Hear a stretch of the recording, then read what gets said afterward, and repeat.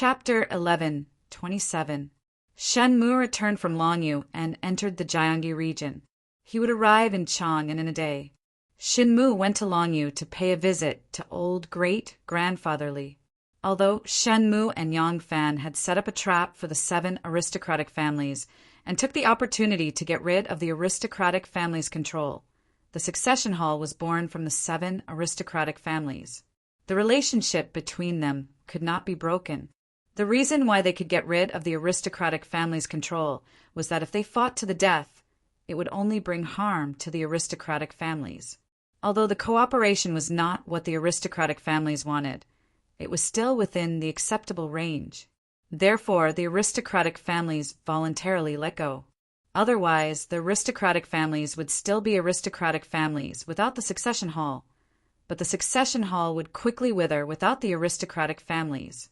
At least at the current stage, the succession hall did not have the ability to maintain such great power without the cooperation of the aristocratic families.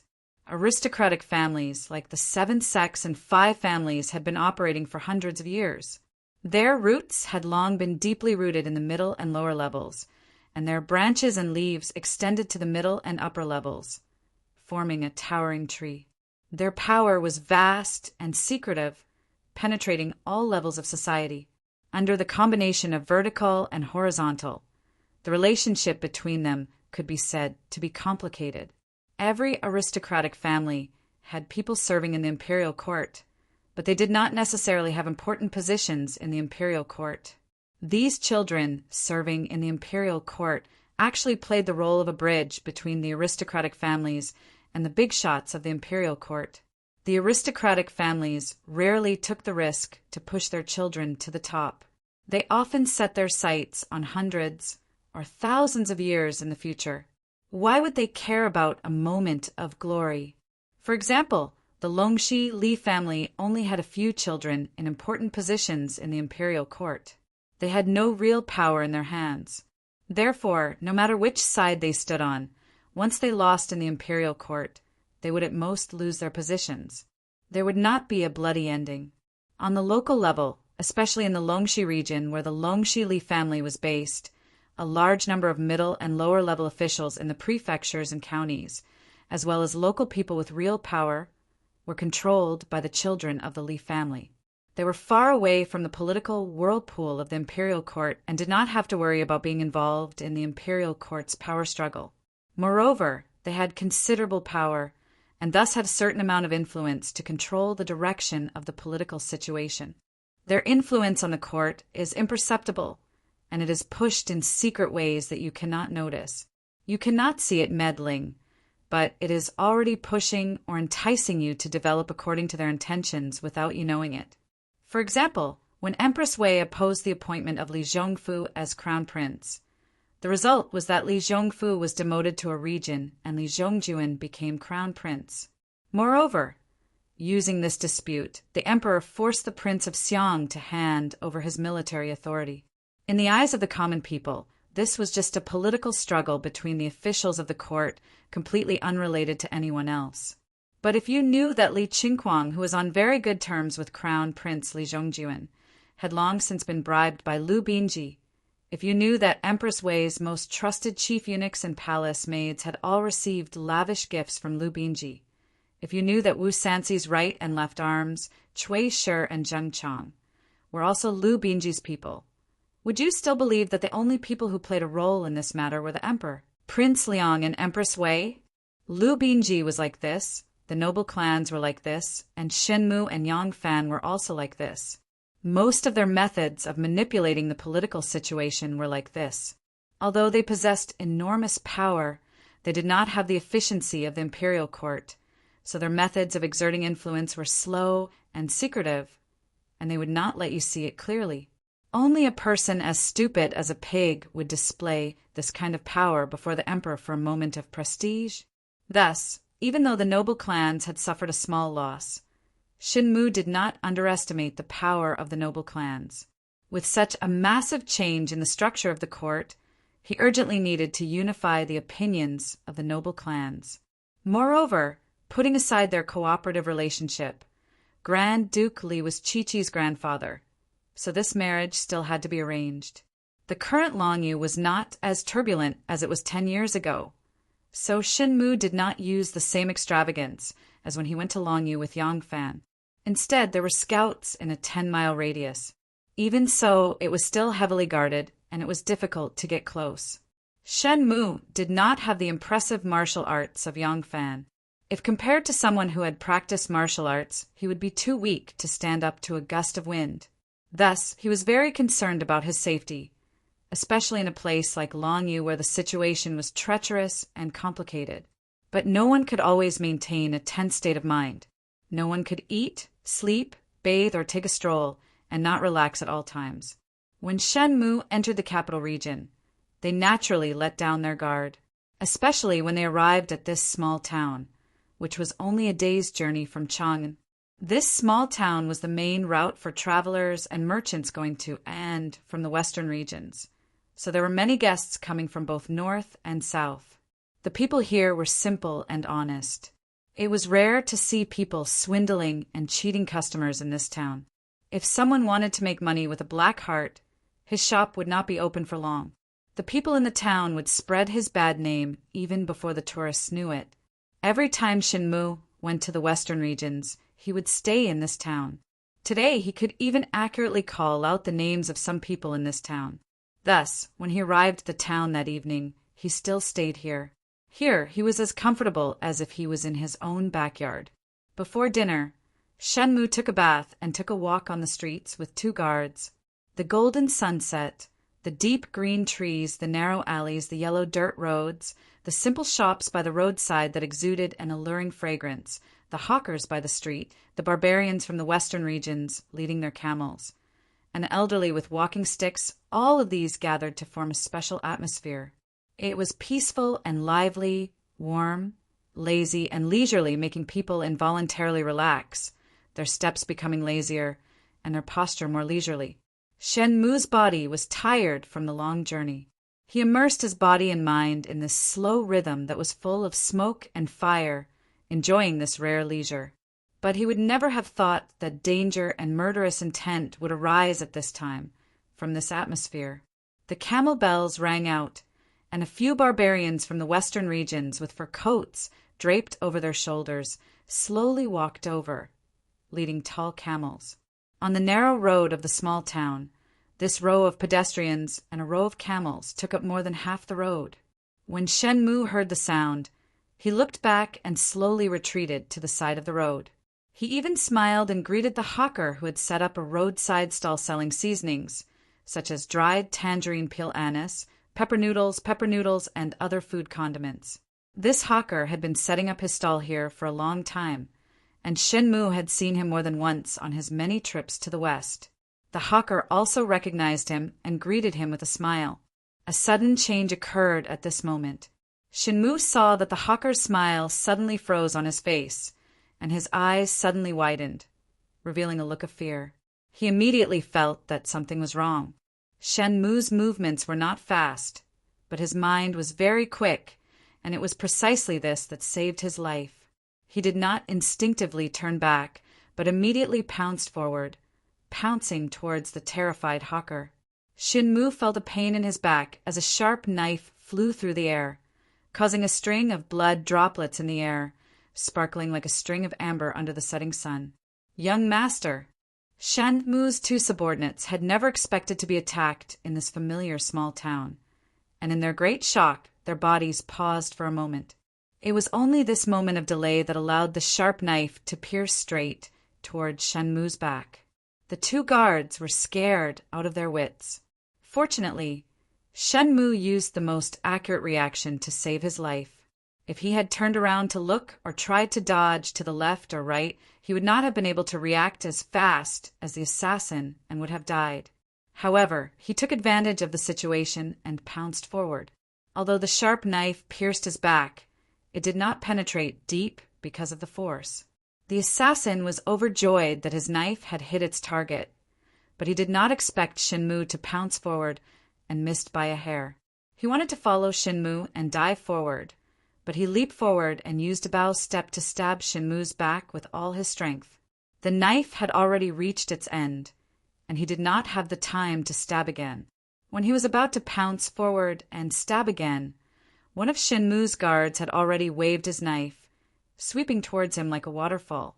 He hurriedly raised his short knife, and with a kung sound, he received the knife head-on. He was knocked back a few steps by a huge force, and the short knife in his hand almost flew out of his hand. At the same time, the people leading the camels all drew their short knives from their saddles and fiercely pounced toward Shin Mu. Another guard pulled out the knife from his waist and roared, "Young master, run quickly!" He then pounced forward and used the fighting in 8 directions in the night to block the crowd. 7 or 8 short knives were like the sharp fangs of a pack of wolves preying on their prey, and mercilessly enveloped him. Shin Mu knocked the peddler and rolled on the ground. He flipped over, and ignoring the great pain on his back, he reached out and grabbed the piece of sheepskin on the ground. He suddenly raised it towards the sky, and all the jars and jars flew into the air. The pepper noodles were the real deal. They fluttered in the air, and immediately blinded one's eyes, choked one's breath, and coughed amidst the smoke and dust. When the smoke and dust dissipated, one could see that Shin Mu's guard had been stabbed multiple times, and his blood stained the dust. A few assassins who were hit by Shin Mu's dirty tricks were in a sorry state, with tears and snot flowing down their faces. Shin Mu picked up the condiments and quickly got up and quickly rushed into a small restaurant nearby. Shin Mu had eaten in this small restaurant before, so he understood the situation in the restaurant. There were a few customers eating in the restaurant. Shin Mu passed through the tables and chairs like a gust of wind, lifted the curtain, and rushed into the back kitchen. The fat chef was busy in the smoky kitchen when he suddenly felt a whirlwind behind him. He looked back in surprise, but there was nothing behind him. The chef did not care and turned his head back, continuing to cook the pig intestines. Shin Mu rushed into the back kitchen, and there was a customer who was relieving himself in the corner. Shin Mu did not make a sound and clenched his teeth as he ran along the narrow alley, leaving drops of blood behind him. Shin Mu's second guard had already pounced over when Shin Mu rushed into the small restaurant. He held his saber across his chest and assumed the stance of a man holding the pass by himself. A few assassins pounced towards him with red eyes and tears. He was destined to lose his life, but he had fought for the most precious time for Shin Mu. These assassins had been following Shin Mu for a long time, but they were unable to find an opportunity to make a move. It was only until they arrived at the small town that they were pleasantly surprised to see Shin Mu out for a stroll, which gave them an excellent opportunity. Thus, they hastily arranged this operation. The time and location of the assassination operation were not up to them to decide. Furthermore, the opportunity was fleeting, and no one could predict if Shin Mu would suddenly return, causing their only chance to go up in smoke. Thus, after following Shin Mu for a moment, they made their move decisively. The location that they chose was still acceptable, but no matter how they calculated, they didn't expect the pepper noodles to be flying in the sky. Who would have thought that this street vendor would actually be the key to the success of the operation? But it was precisely a jar of pepper noodles from this vendor stall that caused them to fail on the verge of success. Shin Mu sprinted all the way and smashed open the door to his rented residence. In an instant, a whistling arrow pierced the sky, and the hidden sect's counterattack began. Chapter 11:28. Shin Mu's upper body was bare, and there were several layers of white cloth wrapped around his shoulders and back. Although his knife wound was in a vital area, it did not go deep into his flesh and did not injure his lungs. Therefore, he only applied some medicine and bandaged it. The place where Shin Mu was attacked was only a stone's throw away from his residence. From the moment he successfully escaped back to his residence, the fate of the group of assassins was already decided. Even if the assassins had already prepared an escape route and horses, Shin Mu was confident that he could capture all of them without leaving a single one out. But the truth was that after the group failed on the verge of success, their reaction and speed of retreat were not as fast as Shin Mu had estimated. When the last of them was captured by Shin Mu's men, they had only escaped less than 3 li from the town. By this time, Shinmu had already made a bad estimate. The interrogation results were just as Shinmu had expected. These people were not professional assassins. They were a group of genuine Hu merchants. Many Hu merchants in the western region were half merchants and half bandits. On a desolate journey, if they encountered a wealthy merchant group or village that could not protect themselves, they would sometimes drop their disguises and wield their butcher's knives. However, in a densely populated place where the law was enforced, or when they encountered an opponent that they obviously could not defeat, they were real businessmen. Because of this, when they first approached Shinmu, they did not arouse the vigilance of Shinmu and his subordinates. This time, they killed people in the capital region, which was somewhat out of Shinmu's expectations. But the interrogation results were very simple. Someone had paid a large sum of money to kill them. The money was so large that they could not refuse, so they took the risk. These people did not know who Shinmu was. They did not even know who had hired them. Shinmu stared at Lan Jinhai and asked, "No clues?" Lan Jinhai said in shame, "No, the person who hired them always took the initiative to find them. They suspected that if they succeeded, the other party would pay the rest of the money. The money they had already received was enough for them to enjoy for a lifetime, so they even thought of running away." Why didn't they run away? Because Lan Jinhai took a deep breath and said, when they wanted to escape, a group of masked knights with excellent horsemanship and martial arts suddenly stopped them. They attacked, and 6 of them were killed. The rest could only obediently return to fulfill their promise. Shinmu said, "So mysterious? Then the person in charge of contacting them must also be masked?" "Yes." Shinmu pondered for a moment and slowly said, "In other words, we only know that the person who hired the hitman is very rich." Lan Jinhai said, "Of course it's not just that. We also know that the person who hired the assassin has a much stronger martial power than the perpetrator, but they are not willing to do it themselves. We also know that the person who hired the assassins has very good eyes and ears. They were able to find out that this caravan wasn't very well behaved and had the ability to control them." Shinmu revealed a deep smile and said, "That's right. In this case, we can narrow down the search for them by a lot." Shenmu stood up slowly and said in a deep voice, "Get rid of them. We'll return to Chang'an tonight." Yang Fan knew nothing about Shinmu's ambush. On the evening that Shinmu was ambushed, he had already rushed to the private residence where he and Princess Taiping had met. He told Princess Taiping everything he knew about the situation in the palace from Wan comforting her. "Lingyue, the emperor truly does intend to take back his military authority, but he has no intention of taking any further action against you and the Prince of Xiang. You can tell the Prince of Xiang that there is no need to be too alarmed." Princess Taiping was quiet for a few moments, then whispered, "After Dolu Qinhuang returns to the capital, he will become the first person in the Tang dynasty to be a servant who is not the prime minister. What do you think the emperor is doing? Perhaps, as you say, he has no intention of dealing with us right now. But who can guarantee that he won't have any intention of dealing with us in the future? Who can guarantee that the Empress and Prince Liang won't kick us while we're down?" Yang Fan worriedly asked, "Then what do you want to do? Could it be—" Princess Taiping faintly smiled and calmly said the word that Yang Fan had not said, "Rebel?" She shook her head and gloomily said, "He won't. He is a member of the Li clan, my and the Prince of Xiang's elder brother. To rebel against him is to send troops without justification. No one will respond, even if there is a chance of success." Princess Taiping slowly raised her head and gazed at Yang Fan. "Do you think that the Prince of Xiang and I will harm our brother?"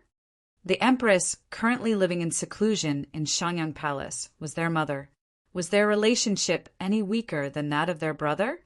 Yang Fan truly had no place to comment on this sort of family matter, so he could only keep his mouth shut. Princess Taiping slowly and powerfully shook her head. "He won't. No matter how he treats us, we are still brothers of the same mother. He can be heartless, but we cannot be unjust." Princess Taiping slowly turned her head and gazed at a cluster of purple and blue flowers blooming in front of the window.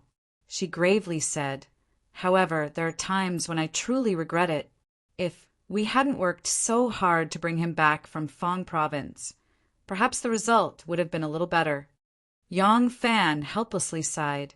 Emperor Zetian wanted to make him crown prince, so he was transferred back to the capital. If we didn't work hard to save him, wouldn't that be watching Wu Qingxi and Wu Sanxi put him to death? That's exactly what I meant. Princess Taiping suddenly turned her head and gave Yang Fan a cruel smile. Yang Fan couldn't help but feel a chill in his heart. Taiping's eyes were very cold, like a sculpture of profound ice, chilling one's heart. Her voice was also cold. "Do you still not understand what I mean? I won't rebel against him. But if he is caught between life and death, given our current relationship, I will definitely not extend a hand to help him. Right now, he and I are only brother and sister. We no longer have any brotherly feelings." Taiping's words were brimming with hatred, cold and murderous. Yang Fan did not want to continue on this topic of siblings, so he changed the subject. "I actually have an idea about the matter of Dolu. It can resolve his predicament, and it will also be of benefit to you and the Prince of Xiang." "Oh?" Princess Taiping slightly raised her charming eyebrows. She was somewhat non-committal. Yang Fan leaned close to her ear and whispered a few words. Princess Taiping's eyes suddenly went wide as she asked in surprise, "Doing this, what's the benefit?" Yang Fan spread out his hands and bitterly smiled. "Ling Yue, given your intelligence, how could you not think of the benefit of doing this? Don't let your grievance and anger cloud your mind. This way you can—" Princess Taiping's eyes suddenly flashed like lanterns as she said in understanding, "Ah, I understand. Not bad, not bad. This truly is a good idea that kills two birds with one stone." The morning court session was held on the 15th day of the 7th month.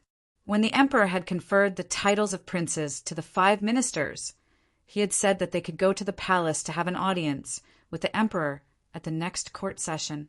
Zhang Jinji and the other princes had arrived at the Meridian Gate early in the morning, dressed neatly in purple robes and jade belts.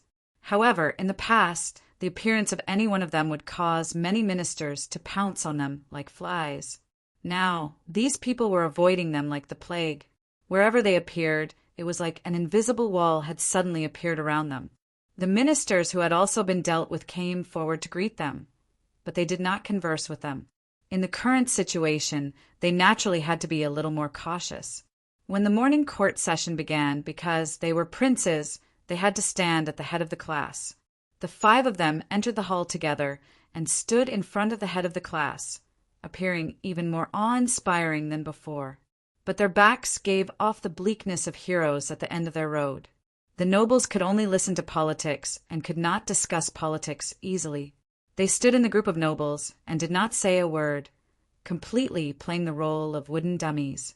Seeing the hundreds of officials who used to be intimidated by their majesty, who always had to listen to their expressions, now discuss the affairs of the state as if there was no one else present, one could imagine the disappointment in their hearts. The hundreds of officials' memorials naturally had to be led by the Prime Minister. The Prime Ministers had just finished talking about their own affairs when Dolu Qinhuang suddenly coughed and walked out of his office. When Dolu Qinhuang walked out of his office, the officials who wanted to present the memorials immediately stopped in their tracks. Even Wu Sanxi, Wei Yuanzhong, Yang Zixi, Wei Angxi, and the other prime ministers who had just returned to their offices curiously gave him a salute. There was no other reason than that after Dolu Qinhuang returned to court, he knew that the emperor did not like him, so he pretended to be deaf and mute in the Shangshu department. He maintained the attitude that it was better to avoid trouble than trouble, and did his best not to get involved in anything. He was even more slippery than the famous, ambiguous old crafty Sioux. In court, Dolu Qinhuang did not speak much, so when he suddenly walked out of his office today, the hundreds of officials were all surprised. They did not understand why this Poosh Darren would suddenly act out of character. Just what kind of memorials did he have to present? Perhaps there really was some earth-shattering news. Recently, the court had been too quiet. It was unavoidably boring, at least for those imperial censors who made a living by impeaching other officials. Recently, they had not been able to find a topic to complain about. Li Xian was also very curious. His health had not been good, and in the past few days he had fallen ill again. He sat on the throne with a sickly appearance, looking listless and listless. But when Dolu Qinhuang walked out of his office, even Li Xian became alert. Behind the curtain, Empress Wei also widened her eyes in shock. Dolu Qinhuang took 3 steps forward, coughed again, and slowly said, "His Majesty controls all affairs and listens to court politics. The lives of the officials depend on His Majesty to survive. The foundation of the 3 saints awaits His Majesty's prosperity. His Majesty's life is tied to the world and is incomparably precious. Today His Majesty is more than 50 years old and has passed middle age.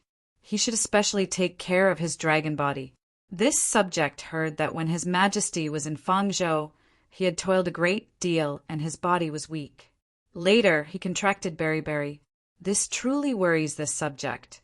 The hundreds of officials were dumbstruck. They had no idea what Dolu Qinhuang was rambling on about. Yang Fan stood among the generals and almost laughed out loud when he heard this. Taiping's way of doing things was really straightforward. Yesterday, he had just given her a plan, and today, Dolu Qinhuang was acting according to it. However, Yang Fan had only suggested that Dolu Qinhuang should first flatter the emperor. The weaker he appeared, the better. The more mushy, the better. As for what topic to find, he did not mention it. There was no need for him to help think about these specific matters. Even he had not expected that such a genius like Dolu Qinhuang would be able to think of such a topic. Just look at him standing in the Golden Hall, holding a jade tablet and presenting a memorial, his face full of grief and hatred. Who would have thought that the topic he was discussing was Li Xian's beriberi? Some of the officials were already snickering. Dolu Qinhuang seemed to be completely unaware. With a deadpan expression, he said, "Recently I heard that His Majesty's old illness has relapsed and he has lost his appetite. Every day he only eats thin porridge. This subject is extremely frightened. His Majesty has received the orders of the saints and has been entrusted with the task of raising the ancestral temple and the country.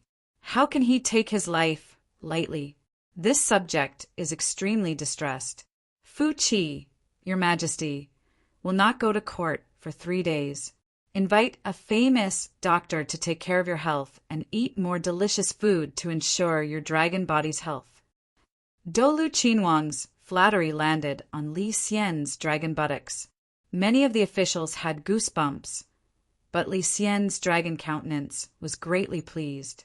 Of course, he knew that Dolu Qinhuang was flattering him, and that his flattery was incomparably mushy.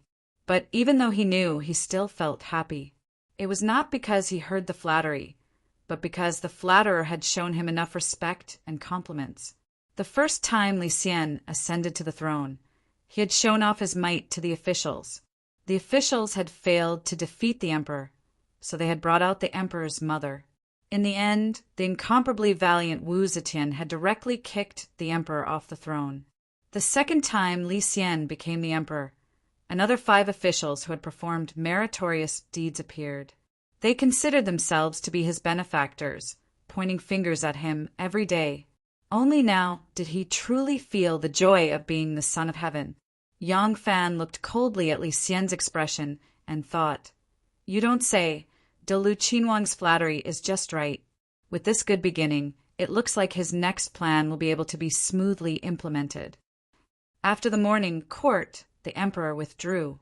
The emperor and empress turned the jade screen, and the officials immediately dispersed. Zhang Zhenji, Huan Yanfan, and the other 3 princes stood alone in the court. In the past, every time after the court session ended, the officials would come to greet them and respectfully lecture them were completely gone. The 5 of them looked at each other, sighed sadly, and silently walked out of the palace. As they passed the Golden Water Bridge, Huan Yanfan suddenly saw Wang Tongjiao standing on the bridge. After the divine dragon coup d'etat, Wang Tongjiao, as a major contributor, had received a series of rewards. Yunhui General, Right Thousand Bull General, Langya Commandery Duke, Fuma Commandant, Silver Blue Minister of Light, Minister of Light. This series of illustrious official positions had not been revoked with the dismay of Zhang Zhenji and the other 4 princes, because he was the emperor's son-in-law. Seeing that the 5 princes were alone, Wang Tongjiao also felt desolate. He hurriedly, solemnly cupped his fists and bowed, saying respectfully, "Greetings to the 5 princes." As a duke, Wang Tongjiao was only 1 rank lower than them, so he did not need to bow. Therefore, this bow was just a slight bow. Huan Yanfan, however, seemed to be overwhelmed by the favor and hurriedly went forward to help Wang Tongjiao up, saying repeatedly, "Fuma, there is no need to be so courteous." As their arms touched, Huan Yanfan quickly handed over a ball of paper from the bottom of his sleeve. Wang Tongjiao was slightly startled and immediately took the ball of paper and tucked it into his sleeve. His expression only froze for a moment before returning to normal. The warriors standing on the Golden Water Bridge and the officials slowly walking on the bridge did not notice anything out of the ordinary. Standing in the distance, Yang Fan also witnessed the scene on the bridge. Of course, from a distance, it was even more impossible for him to see the secret between Huan Yanfan and Wang Tongjiao. However, Wang Tongjiao was originally part of the party of contributors, and their contact inevitably aroused Yang Fan's sensitive nerves. Huan Yanfan handed over the ball of paper and secretly let out a sigh of relief. He had finally gotten in touch with Wang Tongjiao. Huan Yanfan had long wanted to get in touch with Wang Tongjiao, who still held military power. However, Wang Tongjiao was the Fuma and lived in the princess's residence, and the princess's residence was filled with the emperor's dowry eunuchs and palace maids. Huan Yanfan did not dare to take this risk. Wang Tongjiao was his last hope, and he did not want any delays this time. Therefore, he had waited patiently until now for the opportunity to come. The ball of paper that Huan Yanfan handed to Wang Tongjiao did not have anything too important written on it. He still could not be sure of Wang Tongjiao's intentions. He was only inviting Wang Tongjiao for a secret meeting. He believed that Wang Tongjiao would definitely understand his intentions. As long as Wang Tongjiao was willing to come, it meant that Wang Tongjiao's heart was still on the side of the meritorious officials. Based on his understanding of Wang Tongjiao would definitely not betray his friends for glory. Huan Yanfan was not willing to live out the rest of his life, not willing to fall into decline and silence. The times create the hero, and the hero can also create the times. He wanted to take back everything that he had lost. This time, it would no longer be Zhang Zhenji in charge, but him. Chapter 1129. Huan Yanfan handed over the slip of paper, pretended to be calm, exchanged a few words with Wang Tongjiao, and then took his leave. Zhang Zhenji and the others were in low spirits and did not want to chat, so they only politely nodded to Wang Tongjiao and left. Far away, under the palace walls, Yang Fan could not help but sigh softly as he watched them depart. To tell the truth, ever since the Dragon God's coup, putting aside the fact that the meritorious officials' party had been unfair to him when it came to rewards, Yang Fan did not approve of Zhang Jinji and the others' methods in other aspects. Not only did they wantonly cultivate their own party, they were arrogant and ignored the emperor, and they did not have any outstanding achievements in government affairs. Of the 5 prime ministers, Cui Xianhui was slightly better. As for Zhang Zhenji, he had been a county magistrate until he was 65.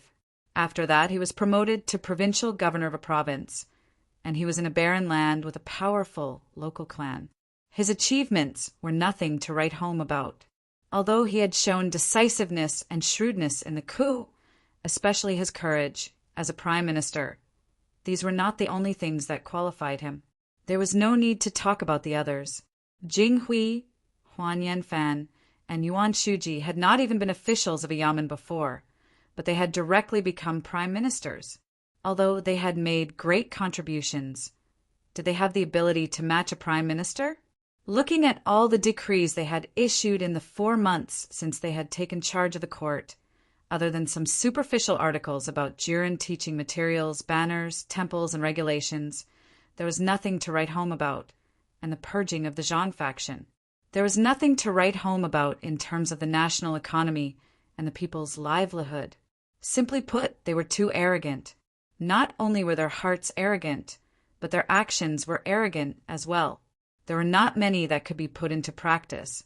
For the country, for the people, and for the Tang dynasty that had been ruled by Empress Sitian for nearly 20 years, there are few that could inspire people. Yang Fan felt that if it were not for the fact that the Empress and the martial party still needed to be restrained in court, it might not be a bad thing for them to continue living like this. Otherwise, in a year and a half, their shortcomings in governing the country would be exposed, and the glory of the meritorious officials of the coup would completely fade. At that time, even their illustrious reputation would be covered in dust. Zhang Jinji and the others left the palace. Yang Fan sighed and turned to leave as well. He had just received news from Renwei that Shen Mu had returned to Chang, and early in the morning, and was eager to meet him. His intuition told him that what happened in Zhuozhou was not as simple as the two sects fighting for power. One leaf knows the autumn. He had already detected that there seemed to be some restless element brewing within the Xian sect. He needed Shen Mu's help to deal with this. Yang Fan walked leisurely. He had just walked to the imperial road in front of the Eastern Palace when he suddenly saw a man wearing arrow sleeves, carrying a longbow and a quiver, with a few wild pheasants and hares on his shoulder, walking excitedly with big strides. Behind him were 4 eunuchs working together to carry an elk. When Yang Fan saw this, he immediately stopped and retreated 2 steps to the side. He cupped his hands and said, "This official greets the crown prince." "Ah, General Yang." Li Zhongjuan waved his hand carelessly at Yang Fan and walked past him like the wind without stopping. Through Li Qingquang's introduction, Li Zhongjuan had made a group of friends in the Yulin Royal Guards. Among them, there was no lack of Yang Fan's colleagues, comrades, and subordinates. When they had free time, they would go hunting together and become very close friends. Through these people, he had gained some understanding of Yang Fan and did not have any ill feelings towards Yang Fan. However, his best friend, Li Qingquang, had some complaints about Yang Fan. Li Zhongjuan's closest and most trusted person was Li Qingquang. Therefore, he purposefully kept his distance from Yang Fan. Yang Fan did not go too far. He straightened his back and was about to leave when Princess Annel suddenly walked over with 2 palace maids. Logically, the relatives of the imperial family had to enter the palace through the back door, which was to enter through the Xuanwu Gate. This front palace was where the emperor handled government affairs. The women of the imperial family should not appear here. However, Princess Annel was the most favored in front of Emperor Li Xian and Empress Weishur. After Li Xian became emperor, this usually arrogant princess could do as she pleased in the capital. What place was off limits to her? It was likely that if she wanted to sit on the imperial throne in the Jinwan Hall, Li Xian would not object. Princess Enlu was wearing a gorgeous feather dress woven from the feathers of hundreds of birds. She walked over proudly and elegantly, and just happened to be opposite the crown prince. When Li Zhongjuan saw Enlu, he immediately stopped, and hesitation appeared on his face. Li Zhongjuan was now the heir apparent. Other than the emperor and empress, his status was the highest. Everyone in the world was his subject. When Annel saw him, she naturally had to bow to him, first before Li Zhongjuan would return the bow. However, Li Zhongjuan was a bastard son. His status among his siblings was far lower than this sister's. Therefore, when they first met, Li Zhongjuan was in a difficult position. With his status as the crown prince, he was unwilling from the bottom of his heart to bow to Annel first. However, when he thought of how much Anil was favored by his imperial father and imperial mother. Li Zhongjuan truly did not want to offend Anil. In this moment of hesitation, Princess Anil had already walked in front of him. Glaring, she said in disgust, "Move aside!" This imperial path was extremely wide and could accommodate 2 carriages side by side. However, as the crown prince, the heir apparent of a country, he naturally could not walk by the side of the path. Therefore, Li Zhongjuan stood in the middle of the imperial path, and Princess Anil also walked in the middle of the imperial path. Moreover, she shouted for him to move aside. Li Zhongjuan might be the crown prince, but under the influence of Anil, he, as an imperial prince who had only been the crown prince for a few days, did not have enough confidence and confidence. Being shouted at by Anil, Li Zhongjuan panicked and unconsciously moved back 2 steps. Princess Anlu raised her mesmerizing chin and walked over with a smug expression. She didn't even spare Li Zhongjuan a glance, but when she looked at Yang Fan, her pair of charming eyes rippled with a pair of foxy and alluring eyes. Anil had always thought highly of herself, but Yang Fan had abandoned her like a pair of worn-out shoes. Anil was dissatisfied and always wanted to conquer Yang Fan. She wanted him to kneel under her skirt and beg for her grace. Only then would she be satisfied. When Yang Fan saw that Princess and Lu wanted to pick a quarrel with him, he immediately frowned and pretended not to see her. He turned around and was about to leave. Just as he turned around, he heard Princess and Lu let out a shrill cry that was filled with anger. When Yang Fan turned his head to look, he saw Princess Anil shaking her skirt and furiously stomping her little boots. The eunuchs who were carrying the elk beside her had faces of panic and helplessness. It turned out that the 4 eunuchs were carrying the yellow elk that the crown prince had personally hunted and were walking forward. When they saw Princess Anil walk over proudly, they consciously moved to the side. However, the hem of Princess Anil's feather skirt was too fluffy, like a trumpet. Such a cut could make her small waist even more graceful. But because the hem of the skirt was fluffy, when Princess Anil walked past, the hem of her skirt brushed against the elk's body. The elk had been carried from the countryside to the city, so there was no longer any blood. However, there were still some half-clotted blood stains on the elk's carcass, which immediately rubbed against the hem of Princess Anil's skirt. Anil cherished this skirt very much. This time she was furious. As she shook her skirt and stomped her feet, she sternly scolded, "You murdering dogs! How dare you stain my feather skirt? You deserve to die!" The 4 eunuchs hurriedly threw away the elk and knelt on the ground, repeatedly kowtowing to Princess Anil. Princess Anil gritted her teeth and ordered, "Go! Send someone over to kill these 4 blind dogs. Beat them all to death." One of the palace maids left, and the 4 eunuchs were scared out of their wits. They desperately kowtowed to her and begged for forgiveness. These 4 eunuchs were all from the Eastern Palace. No matter how much Li Zhongjuan didn't want to offend Anil, he had to speak up now. Otherwise, if he was killed because of this small mistake, who in the Eastern Palace would be willing to work for him? Li Zhongjuan braced himself and stepped forward. He bowed to Princess Anil and said, "Younger sister Guo, it was my men who were careless. I apologize to you here. Younger sister Guo is a magnanimous person. Please don't be like them for my sake. Get lost." Anil's face turned red with anger.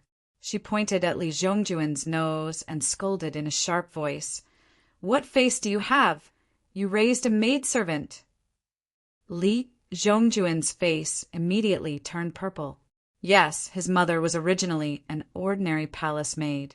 Because she was favored by Li Xian and became pregnant, she was promoted to an imperial concubine. Her status was originally very low, but he never thought that after he became the crown prince, and Lu would still be so domineering towards him. For a moment, Li Zhongjuan's eyes were bloodshot. He clenched his fists in anger, and his joints made a series of cracking sounds.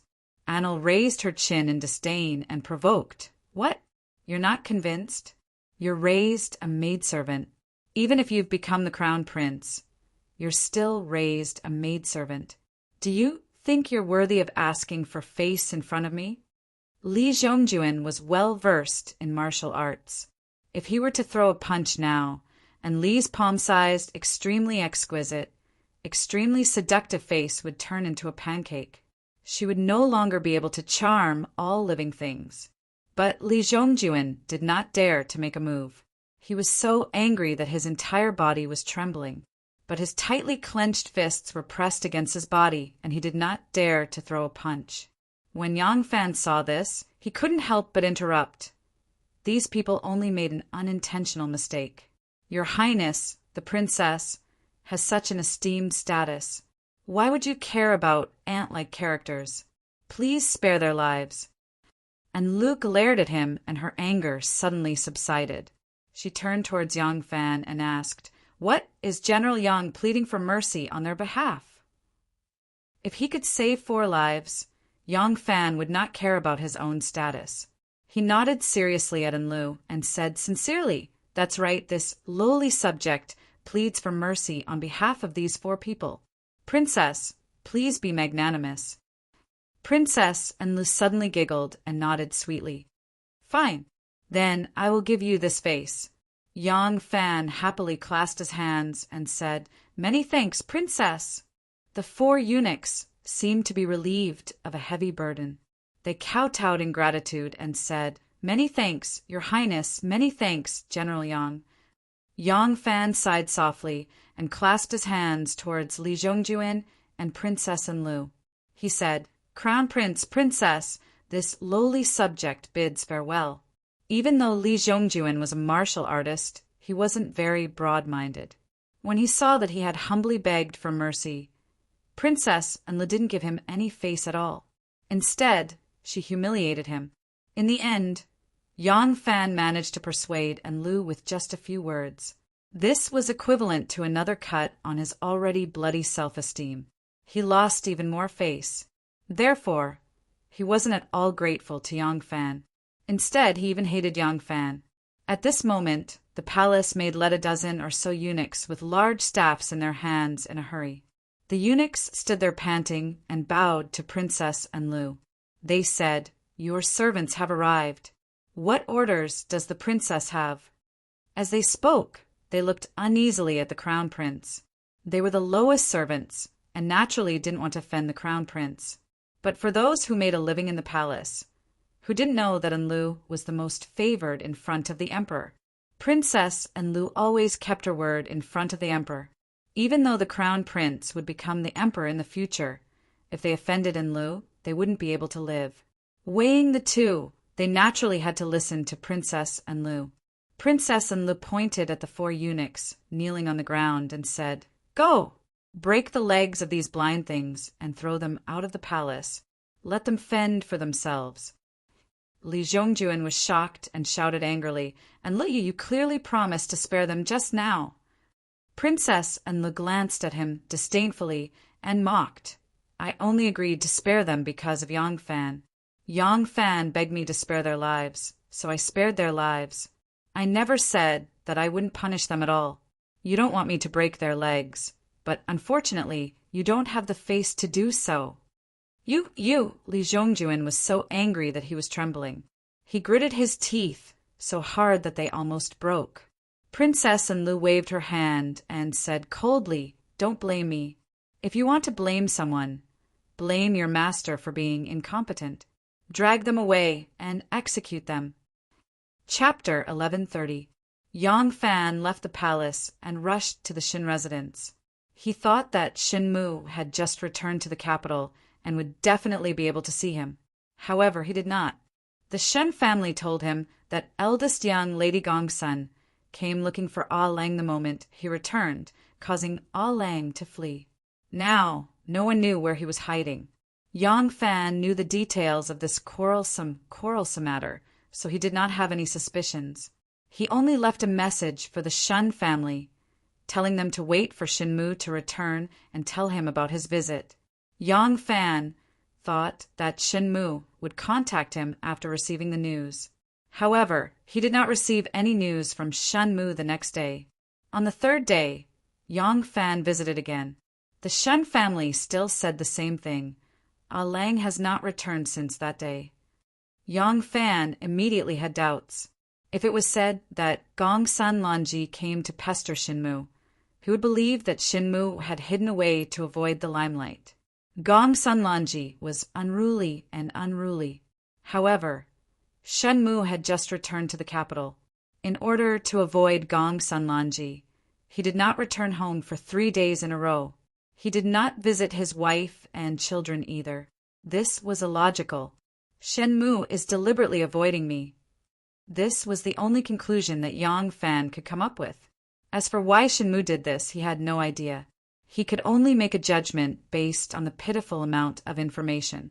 Shenmu went to Longyu this time because it was the foundation of the hidden sect. There were many matters that required him to handle personally, and he would definitely make contact with the Longxili clan. After he made contact with the Longxili clan, his attitude towards him changed drastically after returning to the capital. What was the reason? Yang Fan could not figure it out. The only thing he could think of was the dispute between the obvious and hidden sects in Hebei province. Could it be that the situation there worsened? Yang Fan asked Renwei to send people to Hebei province to investigate again. At the same time, he asked the Gu brothers to look for Shenmu's whereabouts. For the past few years, he had used the 3 Gu brothers as his team to build an armed force that was detached from the succession hall and completely under his command. In this aspect, he was similar to Li Xian. He also valued his wife's maiden family. Therefore, from this point alone, Yang Fan did not dislike Li Xian's decision to put the people of Wei clan in an important position. It didn't matter who you used. What was important was how you used them.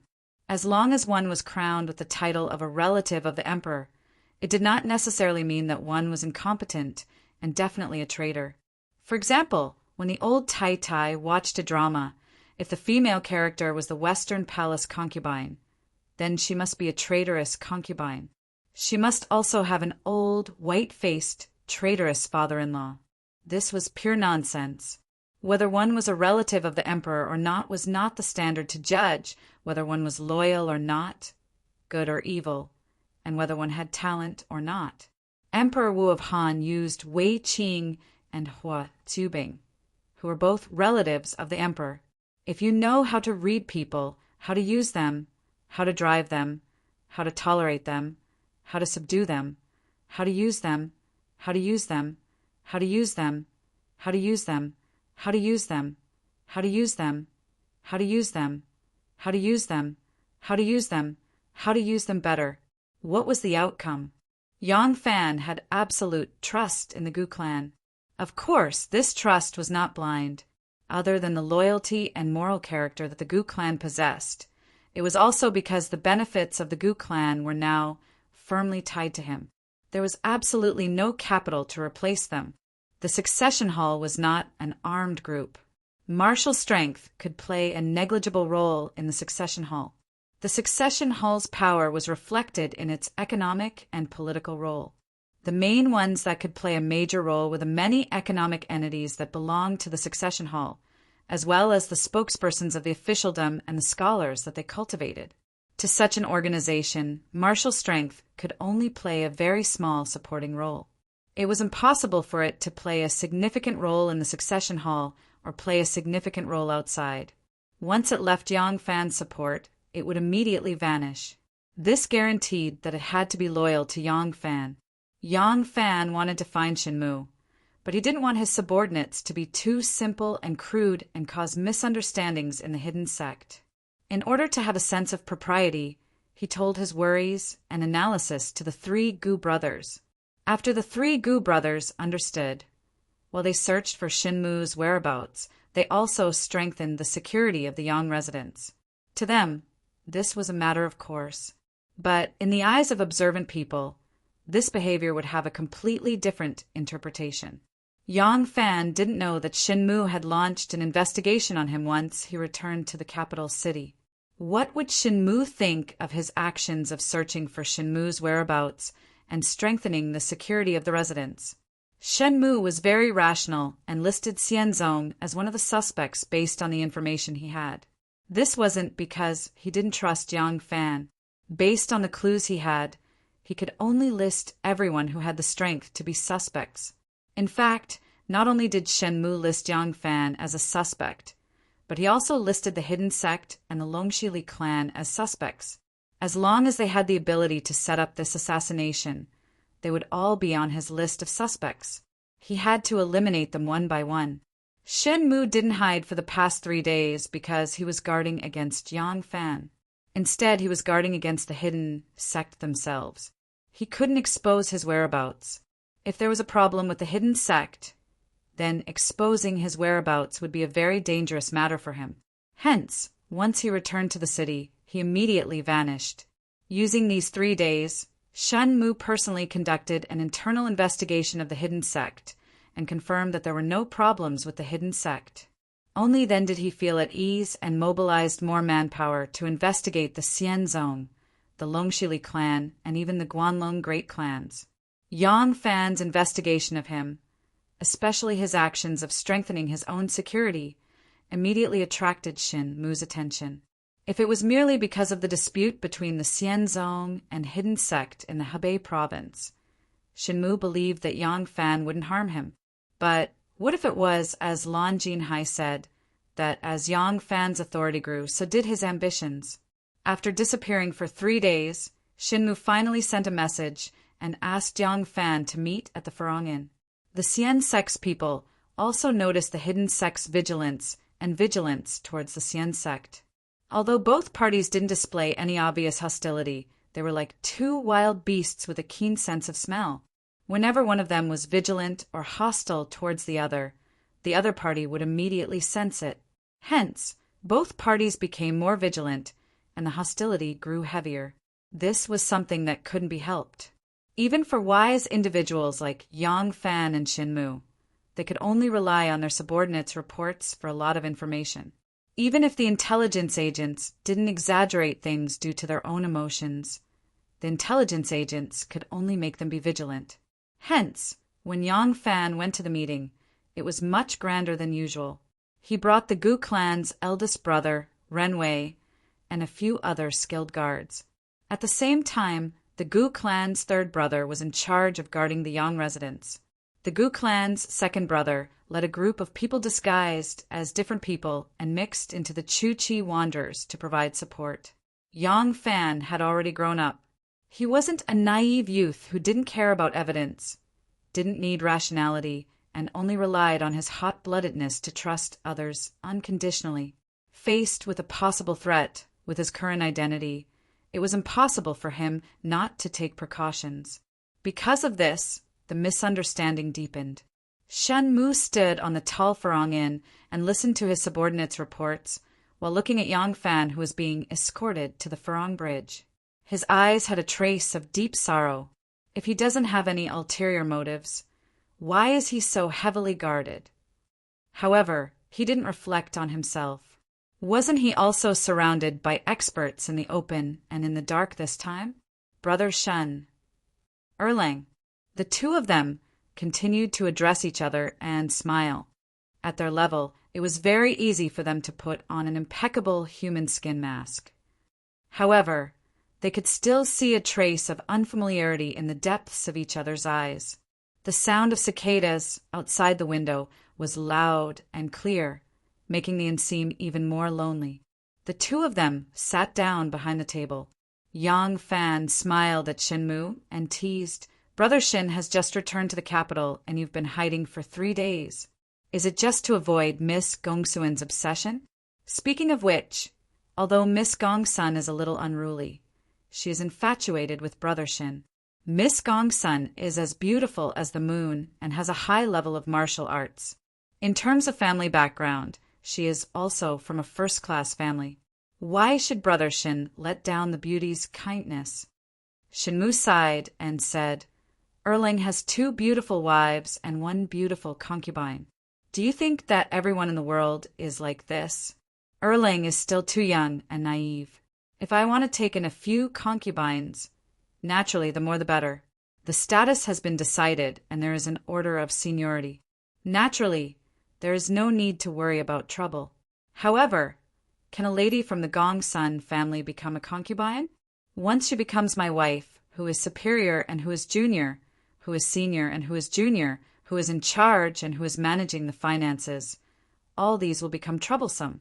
There are thousands of people in the family, and only one person is in charge. At that time, a little carelessness will lead to conflict.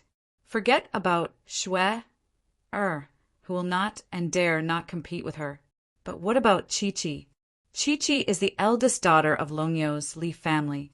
She is the eldest daughter of the Gongsun family. Both of them are like fire. How can my backyard be peaceful? Yang Fan said, both of them are deeply in love with Brother Shin. I believe you will be able to get along with them peacefully. Shinmu looked up to the sky and laughed. I believe? I don't think so. There are some things that can't be done just because of your wishful thinking. You are not someone who can tolerate others. You also want to think for your own children. There are also maids and old maids around you and your own family behind you. It is hard to not have any problems.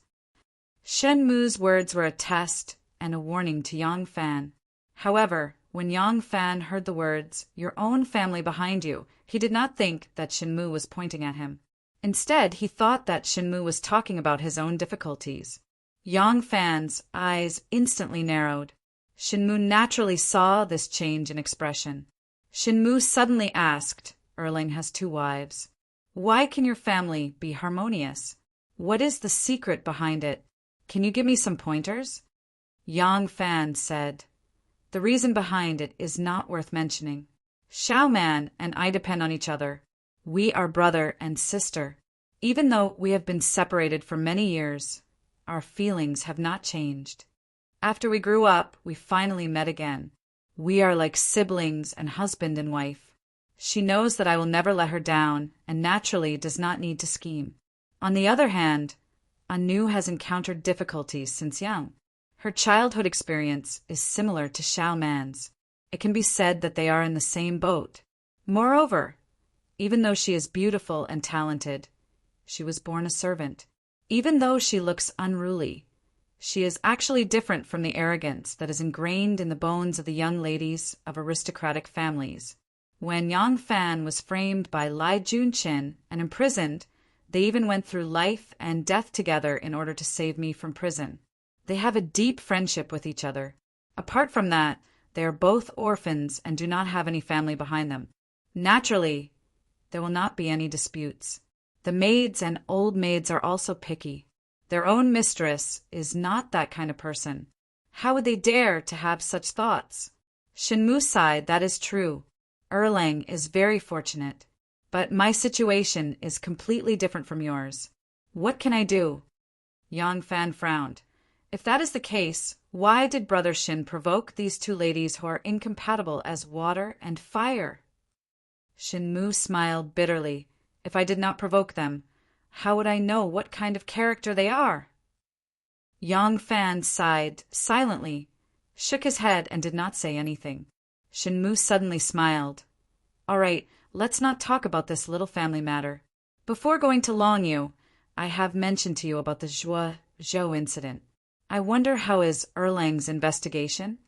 Yang Fan said, I was just about to mention this matter to Brother Shin. I have already ordered all my men to withdraw from Zhuozhou and will not clash with your men. However, my forceful withdrawal can only treat the symptoms and not the root cause. If we do not discuss a proper solution, I am afraid that there will be another dispute sooner or later.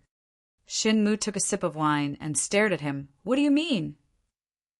Yang Fan said, Little brother has carefully investigated. They have their own difficulties in having a conflict with Brother Shin's men. Merchants have always been selling at low prices and selling at high prices. Trade has and does not exist. They pursue profits from this. At that time, you and I were set up separately but did not think about these problems. Or rather, I did not expect that there would be such a big conflict in these areas. Shinmu chuckled. Yang Fan sensitively asked, What is Brother Shin laughing at? Shinmu said, I suddenly feel that perhaps when young Master Jiang established the succession hall, the various arrangements that you made are the most suitable for its existence. There is only one sect leader, and there is an orderly hierarchy. Naturally, there will be no trouble. Yang Fan's eyes suddenly shrunk. In a deep voice, he said, "If it is for the purpose of continuing the line of succession, young Master Jiang's arrangements are naturally not inappropriate. However, the current succession hall still exists for this purpose, or should I say only for this purpose." Shinmu did not answer. He did not need to answer. Both of them understood in their hearts that the original purpose of the succession hall has long changed. This change did not even start from Shinmu.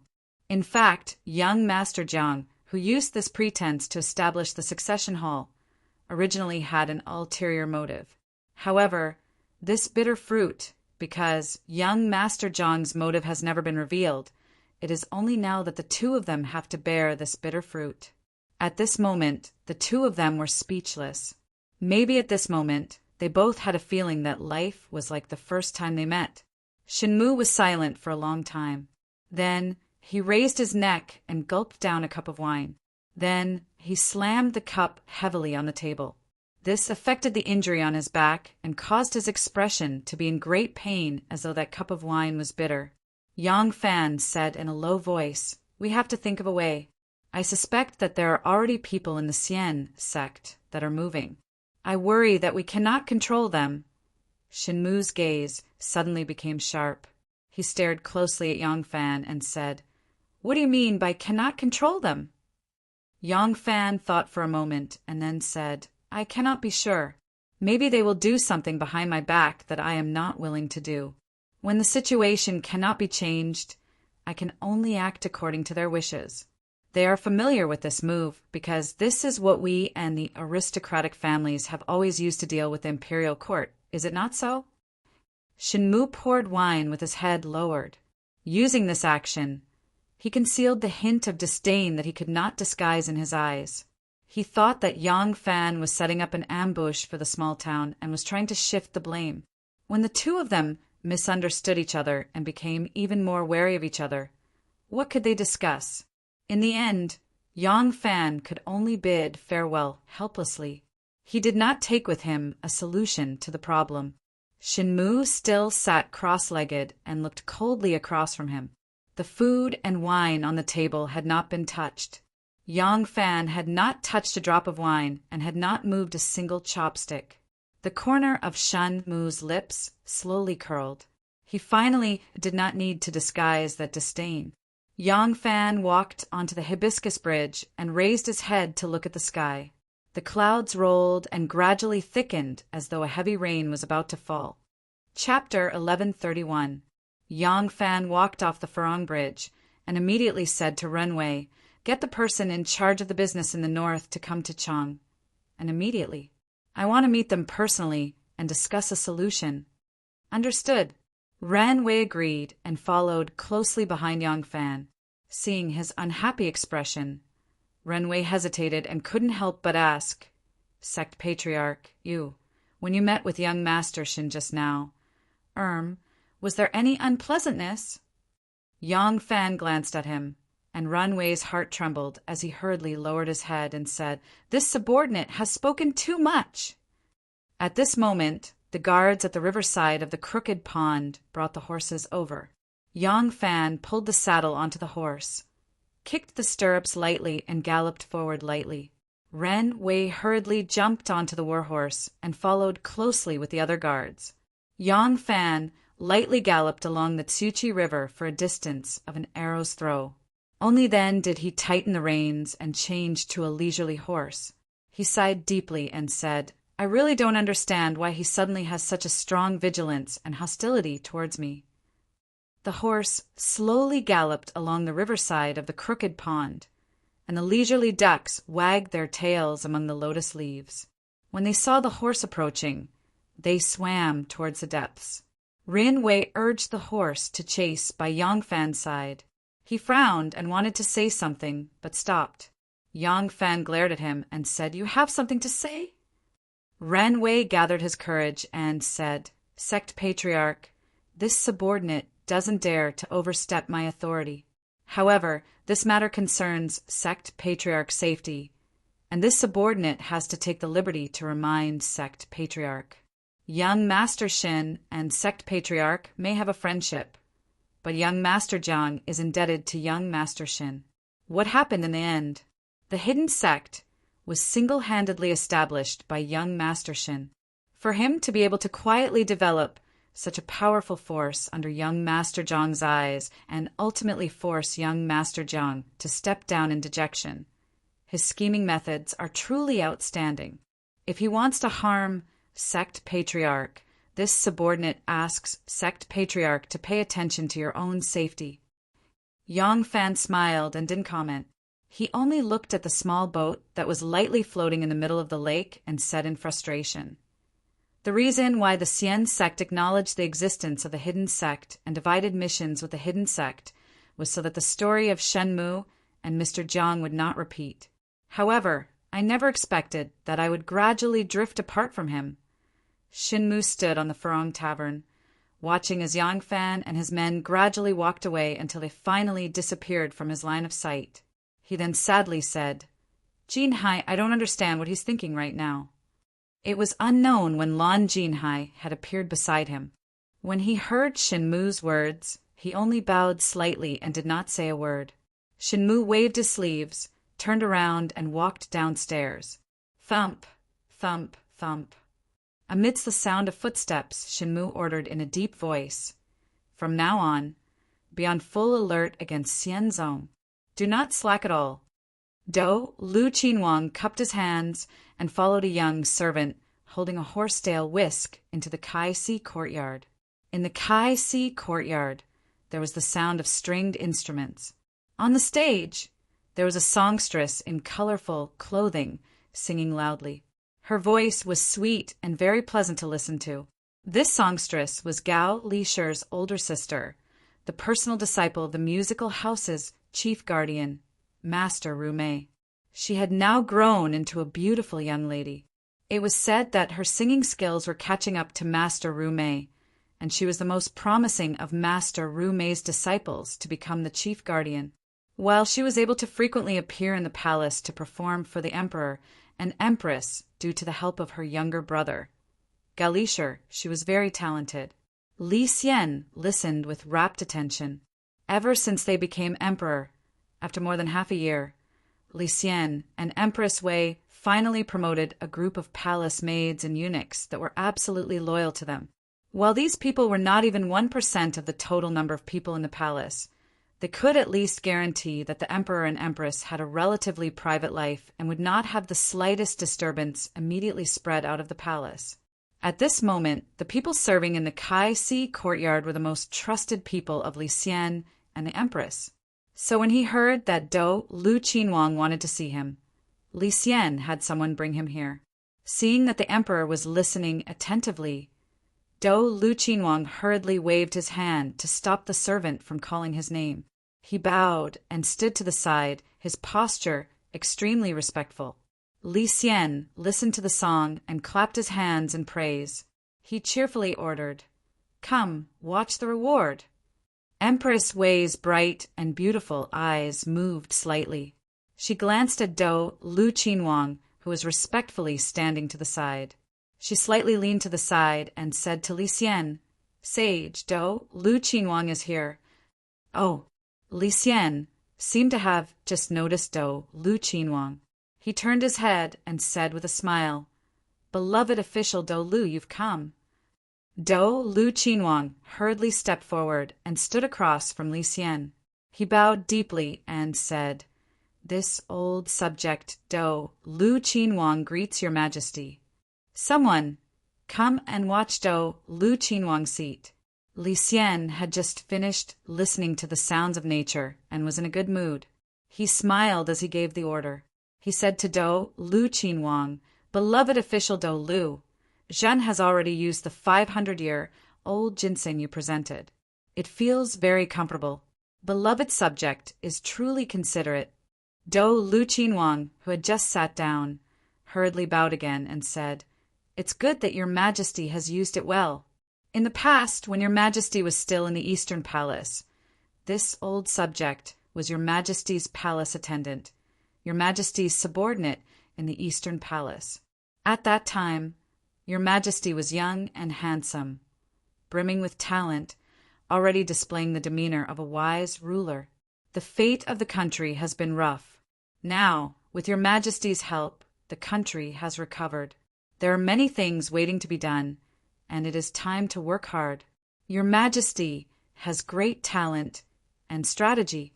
Once your grand plans are realized, you will be no different from a wise ruler of the present age. You will definitely be able to revive the Tang dynasty. However, because of your illness, you cannot realize your ambitions.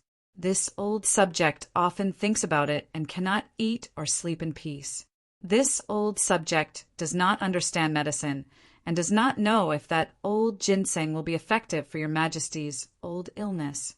This old subject only feels that using this old ginseng to nourish the body is always good. If your Majesty feels that there are some benefits after taking it, that would be this subject's greatest honor. Li Xian smiled slightly and nodded his head. He thought back to the time when he was in the Eastern Palace, and then looked at Do Lu Qinhuang's head full of white hair. He couldn't help but sigh lightly and say, "Zhen remembers at that time, you were my palace attendant. Every day, you did your best to assist me, teaching me the knowledge of governing a country. You were like a teacher and a friend to me. AI, in a flash, so many years have passed. At that time, beloved subject was middle-aged. Time flies, and now beloved subject's age has grown." Do Lu Qinhuang heard this, and tears streamed down his old face. He rose from his seat and bowed deeply to the ground. Choking with sobs, he said, "Assisting your Majesty was originally this subject's duty and also the mission that the previous emperor entrusted to this subject. How dare I not serve your Majesty to the death? However, this subject is old and can only do what is meager for your Majesty. The country is tied to your Majesty. The revival of the Tang dynasty completely depends on your Majesty. For the people of the world, for the Tang dynasty's country, your Majesty, you must take care of your dragon body. This old subject is like the setting sun past its twilight, but I still hope to be able to follow a wise ruler to accomplish great feats and leave my name in history." Do Lu Qinhuang's performance was very energetic. Not only was his voice full of emotion, his old tears streamed down his face. Li Xian was very moved as he watched. Empress Wei smiled slightly and said, "Do Lu Push is indeed a loyal subject of the country and a good subject. In ancient times, there were rulers and subjects who were close through marriage, never doubting or abandoning each other. It is a pity that you have a beloved son, but Zhen's daughters are all married. Fortunately, there are still women suitable for marriage in Taiping's Fu. I heard that you have already become in-laws with Taiping. This is good, this is good. Taiping is the saint's younger sister. Do Lu Push becoming in-laws with Taiping is the same as becoming a relative of the saint." Hearing this, Do Lu Qinhuang suddenly retreated 3 steps. Lifting his robe, he knelt on the ground, his forehead touching the ground, and did not speak. Li Xian and Empress Wei both started. Li Xian quickly raised his hand and said, "Beloved subject, why are you making such a big bow?" Do Lu Qinhuang touched his forehead to the ground and respectfully said, "Would your Majesty first forgive this subject's offense of disrespect before this subject dares to speak?" Li Xian said, "Beloved subject, don't be like this. Please rise. If your words are inappropriate, Zhen will forgive you." Only then did Do Lu Qinhuang crawl up. Cupping his hands, he said, "This old subject does not dare to deceive your Majesty. My son is naughty and mischievous and does not study well. Even though he is an adult now, he is still a gambler, ignorant, and incompetent.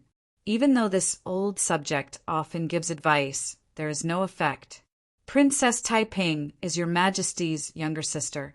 Princess Taiping's daughter can be considered a descendant of the emperor's nobility. How can this old subject bear to let my son delay Princess's beloved daughter? Therefore, I intend to break off the engagement and ask Princess's daughter to choose another good match. This painstaking effort, if I do not explain it, I am afraid I will anger your Majesty. Therefore, I ask for your Majesty's permission." Li Xian and Empress Wei glanced at each other. After a moment of astonishment, a hint of a smile suddenly appeared in their eyes. Li Xian cheerfully left his seat and walked in front of Dou Lu Qinhuang. With a smile, he said, "Beloved subject, to not avoid family scandals. You are truly loyal to the sovereign and the country. However, this engagement, since it has already been decided, how can it be broken off like this?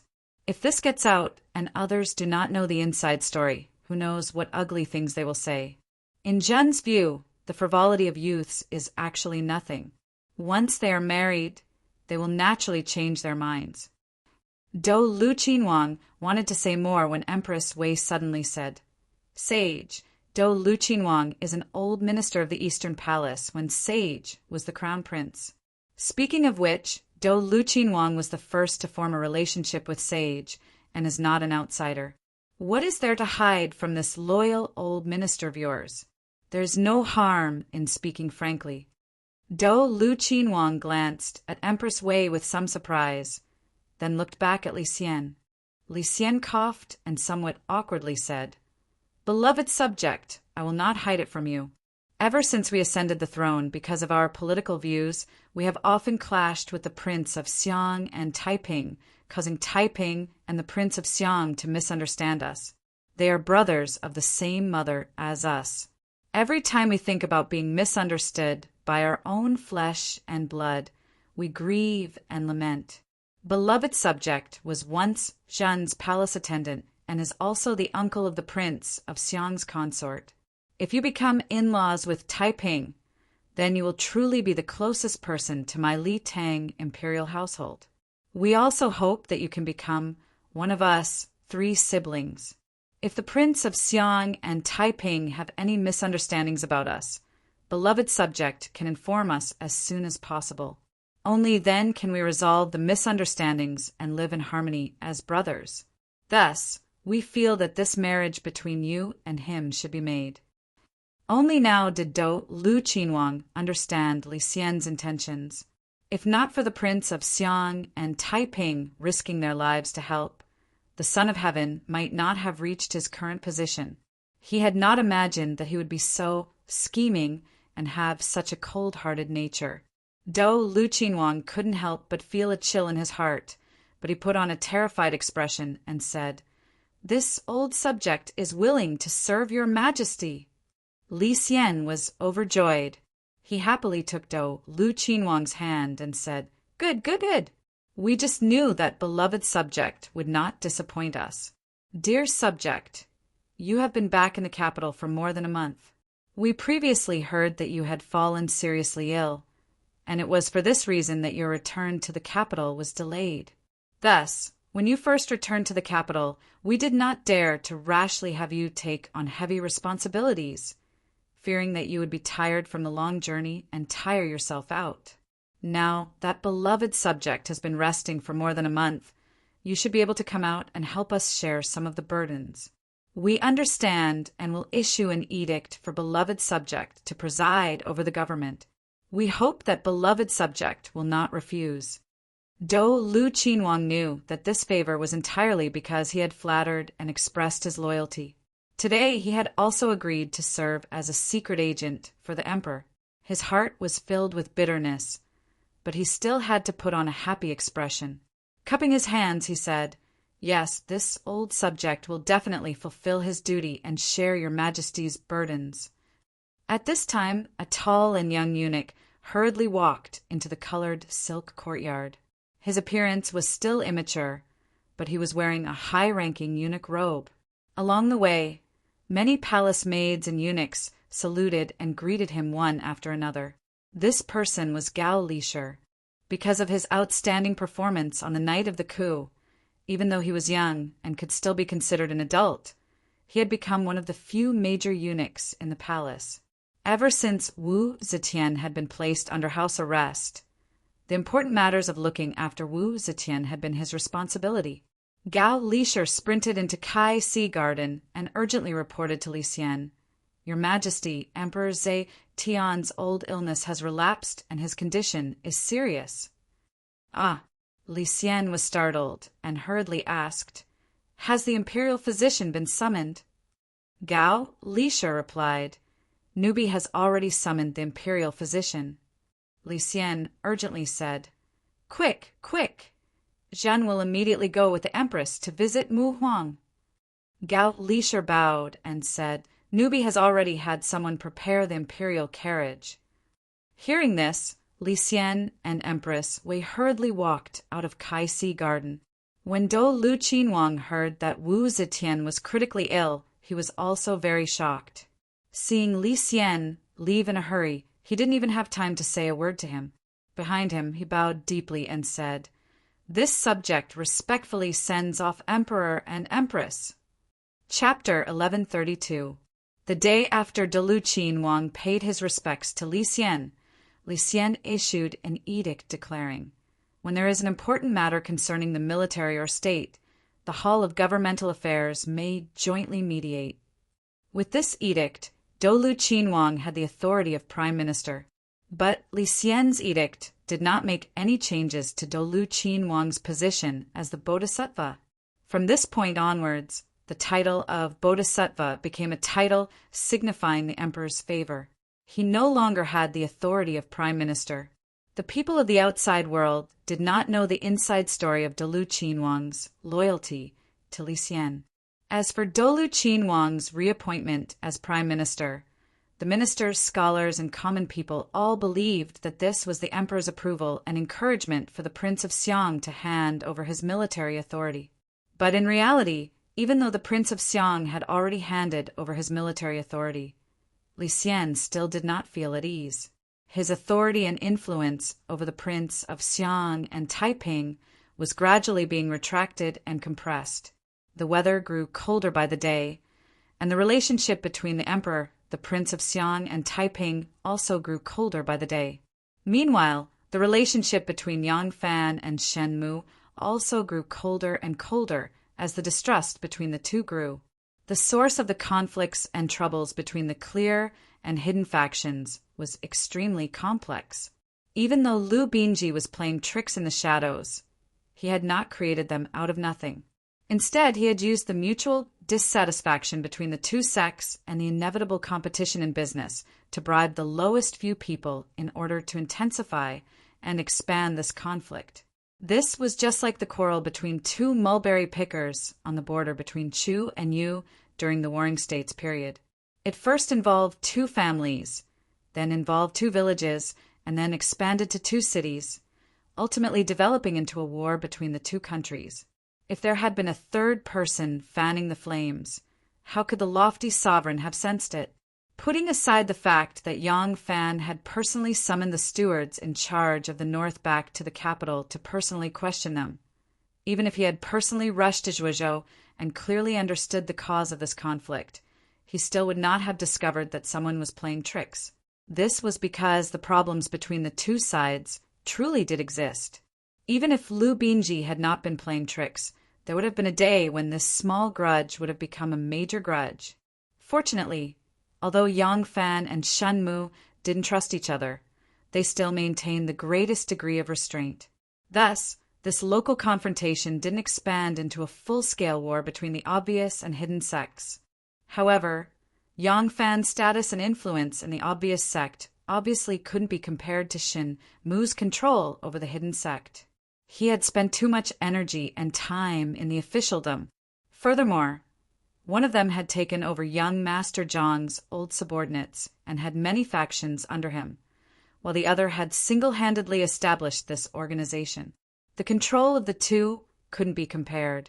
Even though Yang Fan had already realized the danger and was slowly gathering his authority and installing his trusted aides, it took time to mend the fence after the sheep was lost. Perhaps if he was given another 10 years, his position in the Xian sect would be as stable as Shen Mu's position in the hidden sect. Thus, In this period of time, the pressure Yang Fan endured was far heavier than Shinmu's. This pressure didn't just come from the outside, but also from the many elders within the obvious sect who were dissatisfied with his display of weakness.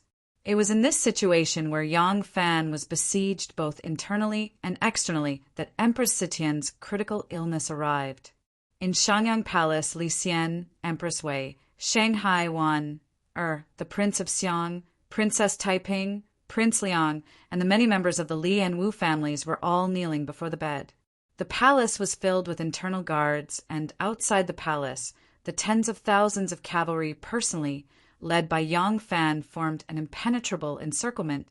Every palace maid and eunuch that entered and exited Shangyang Palace had to undergo the strictest inspection, and the 10,000 cavalry and internal guards would each send a person to monitor their movements. No one was allowed to smuggle them in, and no one was allowed to move around without permission. The palace maids and eunuchs had to tiptoe when they walked, not daring to make the slightest sound. Wu Zetian's illness had flared up ever since Dolu Qinhuang had visited Li Xian. Ever since then, even though she had constantly consulted doctors for medicine, her body had never taken a turn for the better. The 82-year-old Wu Zetian was about to reach the end of her life. In the last few days, she had been sometimes lucid and sometimes confused. Now, even the imperial doctors, who had never dared to make an accurate judgment on her illness, had no choice but to brace themselves and tell Li Xian that the Empress was truly on her deathbed. Mother, no matter how much hatred they had for the rest of their lives, at this moment, there was no need to bring it up. Seeing their birth mother wither, Li Xian, Li Dan, and Princess Taiping, the three children kneeling at the very front, couldn't help but feel their hearts ache and cry. Wu Zetian slowly woke up. The imperial doctor who had just finished administering her acupuncture retreated a few steps on his knees, his forehead beaded with sweat, making way for the Empress and her children. Lingyu! Lingyu! Wu Zetian used a weak voice to call out. Princess Taiping hurriedly moved forward on her knees, grasping her cold and old fingers, and choked out, "Mother, your daughter is here!" Daughter! Mother dreamed of concubine Shu just now, and Mother also dreamed of the Empress, Wu Zetian murmured. They were loudly cursing Mother, saying that Mother was going to see them, and that they were going to complain to the saint about Mother. Li Xian tilted his ear, trying hard to listen to Wu Zetian's words. Ever since Wu Zetian had suddenly fallen gravely ill when they had been listening to the songs in the Kaixi garden previously, he had already ordered that if there was anything wrong with his mother, they had to immediately report to him. He had to ensure that he would be able to stay by his mother's side and know what his mother's final will was. Now his mother had finally spoken, but what she said had nothing to do with the great plans of the country. She had actually mentioned Empress Wang and concubine Xiao Shu, who had long since turned into rotten bones. This caused Li Xian to be slightly at a loss. The corners of Wu Zetian's mouth gently hooked up into a proud arc and said, "In the human world, they are not my opponent. In the underworld, they are also not my opponent. Daughter, your imperial father is a talented and bold ruler, but in the imperial harem he is not so shrewd. When Mother sees him, I am still the most pampered, hee. Mother!" Princess Taiping didn't know whether to laugh or cry. She didn't expect that her mother would actually talk about these things at this time, but she didn't know why. As she listened, she felt a little sad. Wu Zetian suddenly made a snoring sound, and Li Xian quickly raised his head, but saw that Wu Zetian's eyes were open, but there seemed to be phlegm in her throat, and her breathing was somewhat rapid. When Wu Zetian saw him, her expression suddenly became cold. She closed her eyes and was silent for a moment, then slowly called out, "Xian." Li Xian quickly moved in front of her, and Princess Taiping made way for him.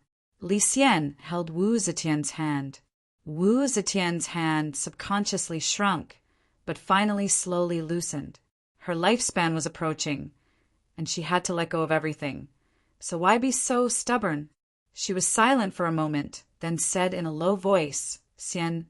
mother, has always been harsh to you, but you allowed Mother to keep the title of emperor until now. Mother's heart is really ashamed." This was the first time that Wu Zetian showed weakness in front of her son. Li Xian was somewhat frightened and didn't know how to answer. Wu Zetian sighed softly. "Mother is about to leave. After Mother dies, remove Mother's title of emperor." Li Xian's face was at a loss, and he only made a sound of agreement. Wu Zetian's thoughts seemed to be very clear, but what she could remember seemed to be the past events of 20 or 30 years ago. She had forgotten everything in recent years. She no longer remembered Xue Huai, who had accompanied her for more than 10 years, no longer remembered her most beloved Zhang Changzong, and even her glory as an emperor in the past 15 years. She thought hard and said the clansmen of Empress Wang and consort Xiao Shu, as well as the clansmen of Chu Suiliang, Hanan, and Lu Shi, should all be pardoned. Li Xian made another sound of agreement. Wu Zetian's face slowly revealed a trace of contempt and arrogance, and she said, "Mother can't do anything to them in the world of the living, and can only put the sins on their clansmen. Now that Mother is about to die, and they don't give up, then Mother will go to the world of the dead to deal with them. Naturally, there is no need to make things difficult for their clansmen in the world of the living." Her children had no way to respond to her words.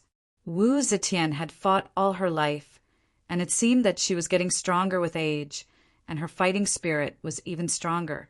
But now she planned to take her ambition and revenge to the world of the dead to show it. Wu Zetian's eyes became misty for a moment, and then gradually became clear. She murmured, "Forget about the Zhou temple that Mother built. After Mother dies, Mother's spirit tablet of the Lord of Gods will be attached to the grand temple of Li Tang.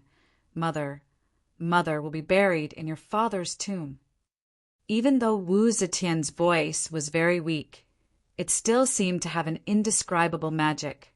Li Xian did not have the courage to oppose, and only agreed in a low voice. "Zhou temple, Guei mausoleum, and removing the title of emperor." The empress finally compromised when her life was about to end, and gave up what she had been pursuing all her life. She lowered her head to the world, and admitted that she was not the emperor, and that she was the empress of Li Tang. Even though the so-called abolition of Tang Jianzhou was actually a mother seizing the position of the son, and it was very different from the ordinary change of dynasty, and even the subjects under her rule had never acknowledged the so-called Wuzhou Empire. But for someone as strong as her to make such a decision was very rare. She lowered her head to her husband. After her husband died, she seized power step by step. Of her 4 sons, 2 died and 2 were crippled. She killed all of her husband's family and finally ascended the throne as she wished. At this moment, she was willing to return to her husband's side as a wife. She forgave Empress Wang, consort Xiao Shu, and the relatives of Chu Suiliang and Han Yuan who were on their side. It was not because the words of a person who was about to die were kind, but because she firmly believed that in the world of the dead, she could still sweep away everything. What she pardoned today in the world of the living. If they did not lower their heads in the future in the world of the dead, they would still be her prisoners. However, did she really surrender? She didn't. Everything she did was to hold on to her victory. What was lost. Even if she wanted to hold on tightly, it was impossible. Retreating in order to advance was the only correct method she could use now. She removed her title of emperor and restored her title of empress. That way, no one would overthrow her title of emperor and end up with nothing. She ordered her son to take her to the temple and return to the mausoleum, to be buried in the Qian mausoleum as Emperor Gaozong's legal wife. As her son's filial piety came first, he could only obey. And unless future generations wanted to overthrow Emperor Gaozong as well, they would never be able to counterattack and dig up her grave. She was intelligent. Ever since she entered the palace at the age of 13, her life had been vigorous. Until the last year of her life, from the 22nd day of the 1st month of the 1st year of the Divine Dragon to the 26th day of the 11th month of the 1st year of the Divine Dragon, These last 9 months and 4 days were not always dim.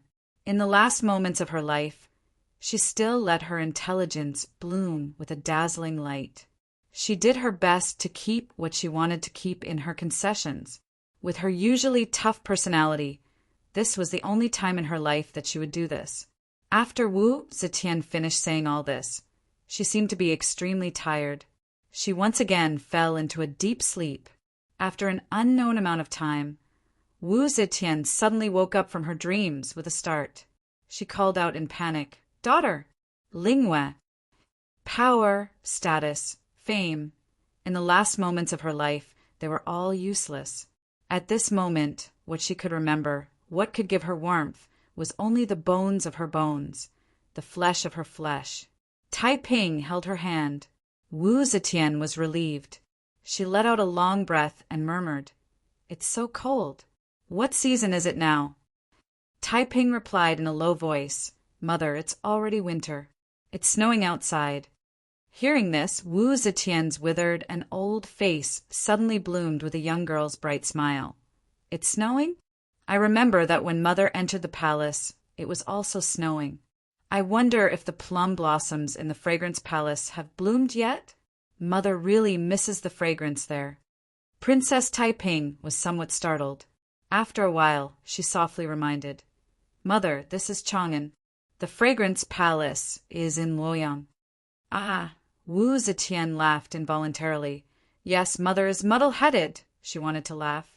Her tangerine-like old face just bloomed into a smile.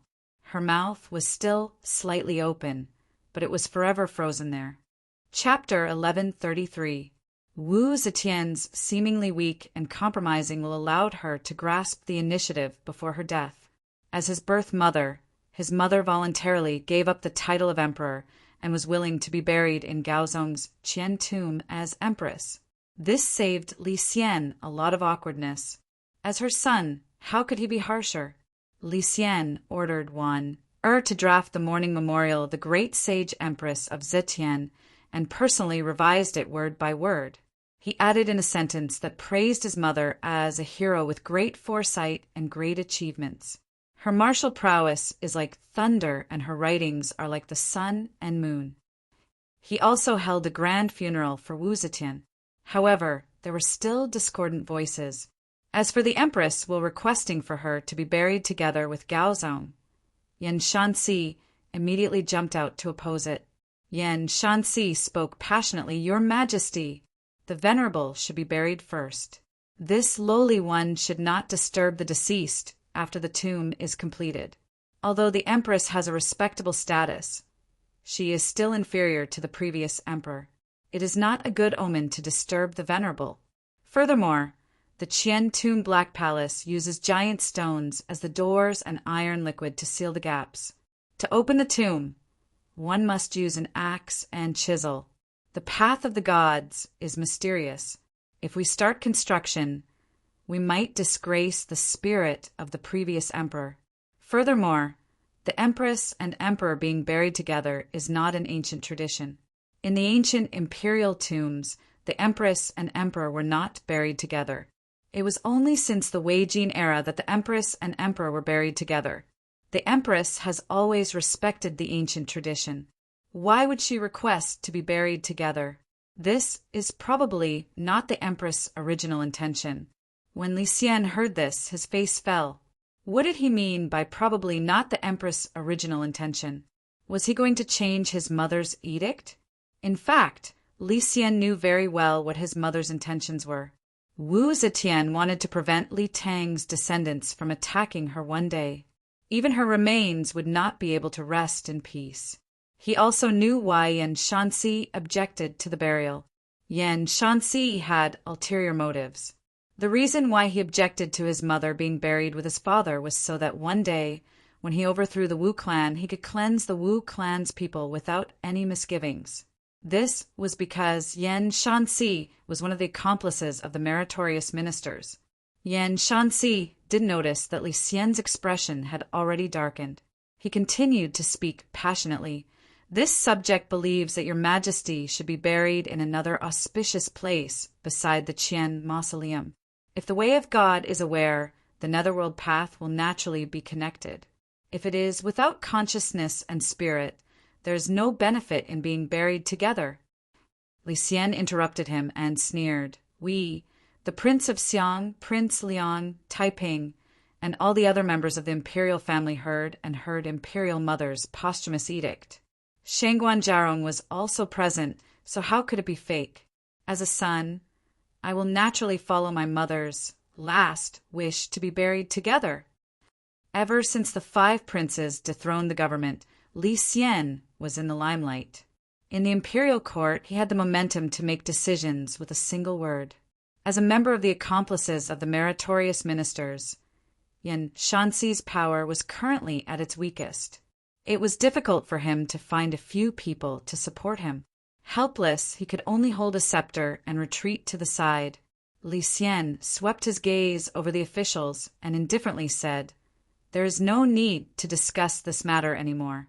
Everyone, let's discuss the inscription on Empress Zetian's mausoleum." At the beginning, Li Xian wanted to entrust this matter to Wanner. This was because Wanner had assisted Wu Zetian at the age of 14 and was the most familiar with her life. In the end, even with Wanner's ability to weigh the world, she couldn't write a single word after one night. Li Xian also knew that this matter was difficult, so he instructed Prime Minister Wei Yuanzhong to write. Wei Yuanzhong braced himself and agreed. In the end, after holding it in for 2 days, he still asked the Son of Heaven to choose someone else in shame. In terms of writing, whether it was Wanner or Wei Yuanzhong, there was no problem. The problem was, what could they write? The inscription on the mausoleum was a final evaluation of a person's life. The scholars of the world attached great importance to these words that had been left for thousands of years. But how could people evaluate Wu Zetian's life? The current emperor was her son. She was the former emperor's empress, but she was also a usurper and a traitor. They couldn't write derogatory words. If they only sang praises, which of her great achievements didn't have dirty and embarrassing things hidden behind them? Li Xian had no choice but to bring this difficult problem to the imperial court for discussion. As a result, as soon as he said this, all the officials immediately shut their mouths. The Golden Hall was completely silent. Because of the matter of erecting the mausoleum, all the officials actually kept their mouths shut. Not a single person spoke. Li Xian looked around and saw that all the officials had their eyes on their noses and their noses on their hearts. Not a single person dared to say anything.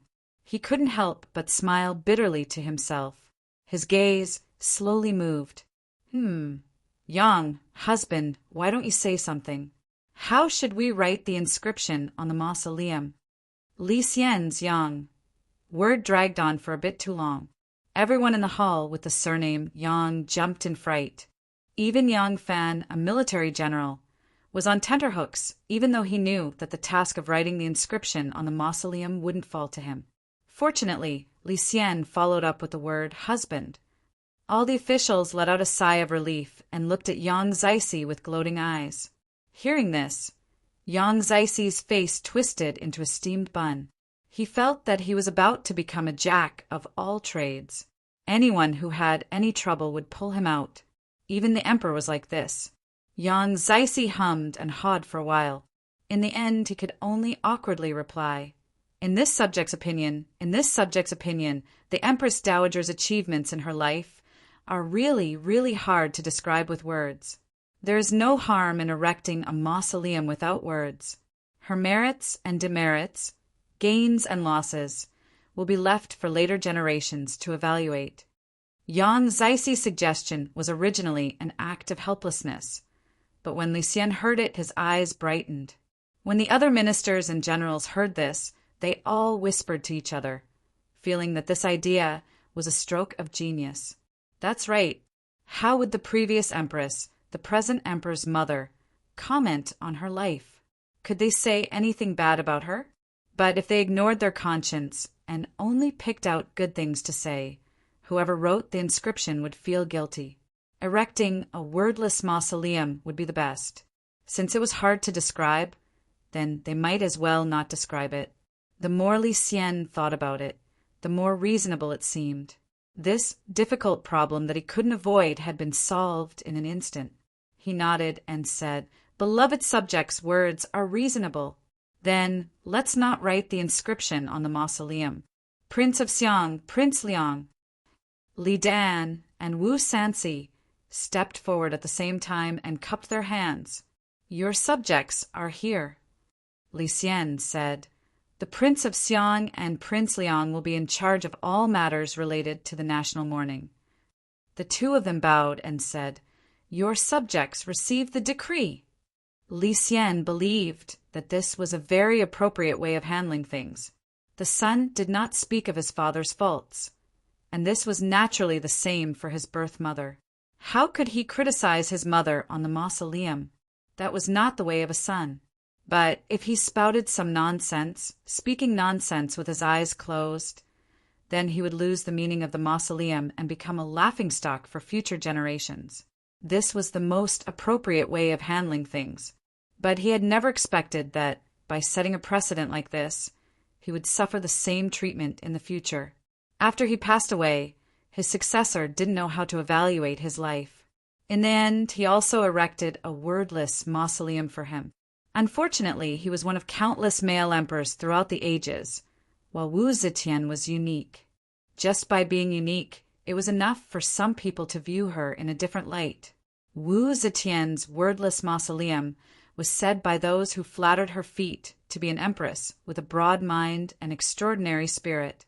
They said that she didn't want to evaluate her own life, and that her merits and demerits would be up to future generations to judge. They completely ignored the fact that this mausoleum had been carved for her by her descendants after her death. As for Li Xian, the majority of people overlooked that he also had a wordless mausoleum. Occasionally, someone would think of it, but they attributed it to bystanders who were busy fighting for power and had no time to care about Li Xian's funeral. When they said this, they completely ignored the fact that the imperial court had arranged for Li Xian's national funeral. So why didn't they have time to carve a mausoleum? After the Prince of Xiang and Prince Liang presided over the funeral for Wu Zetian began to formally begin. The officials entered the palace in batches to pay their respects. Of these officials, the ones who drew the most attention were Zhang Jianji, Huan Yanfan, and the other two princes with different surnames. They had all been subjects under Wu Zetian's rule, and they had all pulled down Wu Zetian. Now, standing before Wu Zetian's spiritual coffin, what were they thinking? Yang Fan didn't want to know. Before the 5 princes entered, he had been in the morning hall, paying his respects. He had no personal grudge with Wu Zetian, so he did not feel any joy at Wu Zetian's death. Ever since he had rushed to Luoyang for revenge and entered the official career by chance, he had never approved of Wu Zetian's various actions. In his heart, he had never submitted to this empress, so he could not be said to feel sorrow. But this empress who had just passed away was still someone who had borne the most legendary and colorful experiences of his youth. As he stood before her spiritual coffin, Yang Fan still felt a little nostalgic. He earnestly paid his respects, without any false sorrow or carelessness. He had no idea what the 5 princes were thinking. He only silently retreated to the side and watched as the 5 princes stepped forward to pay their respects. The 5 princes were clearly somewhat absent-minded as they paid their respects. After a hasty bow, they walked out of the morning hall. Zhang Jinji was already an old man of 82. After being made a prince and seized of power, the heavy mental blow seemed to have caused his body to collapse. Before he could even walk down the steps, he was already gasping for breath. Huan Yanfan and Cui Xianhui went up to support him and said considerately, "The weather is cold. Husband Zhang, be careful." The officials who entered the morning hall to pay their respects lowered their heads as if they did not see them and walked around them like they were avoiding the plague. Zhang Jinji stood at the bottom of the steps and smiled faintly at the officials who were avoiding his gaze. Jing Hui worriedly said, "Husband Zhang doesn't seem to be in good health. You must take care of yourself." Zhang Jinji shook his head and said, "I'm old. It's no use. This old man is of the same age as the Heavenly Empress. Now that the Heavenly Empress has passed, this old man's lifespan is probably coming to an end. Yuan Shuji furrowed his brows. Zhang Jinji glanced at Huan Yanfan and said meaningfully, "You and I have restored Li Tang and received the title of prince. From now on, our descendants will never be able to take our place, and our children and grandchildren will never be able to enjoy it. Speaking of which, the emperor has not treated us unfairly. Ha ha! I have now rested my body and cultivated my character, and have devoted myself to the mountains and rivers. Have you gotten used to it?" Huan Yanfan indifferently replied, "Husband Zhang, Yanfan has not gone sightseeing. Right now, I am studying in seclusion." Zhang Jinji stroked his beard and said, "Oh, reading is good. But I wonder what books are you reading?"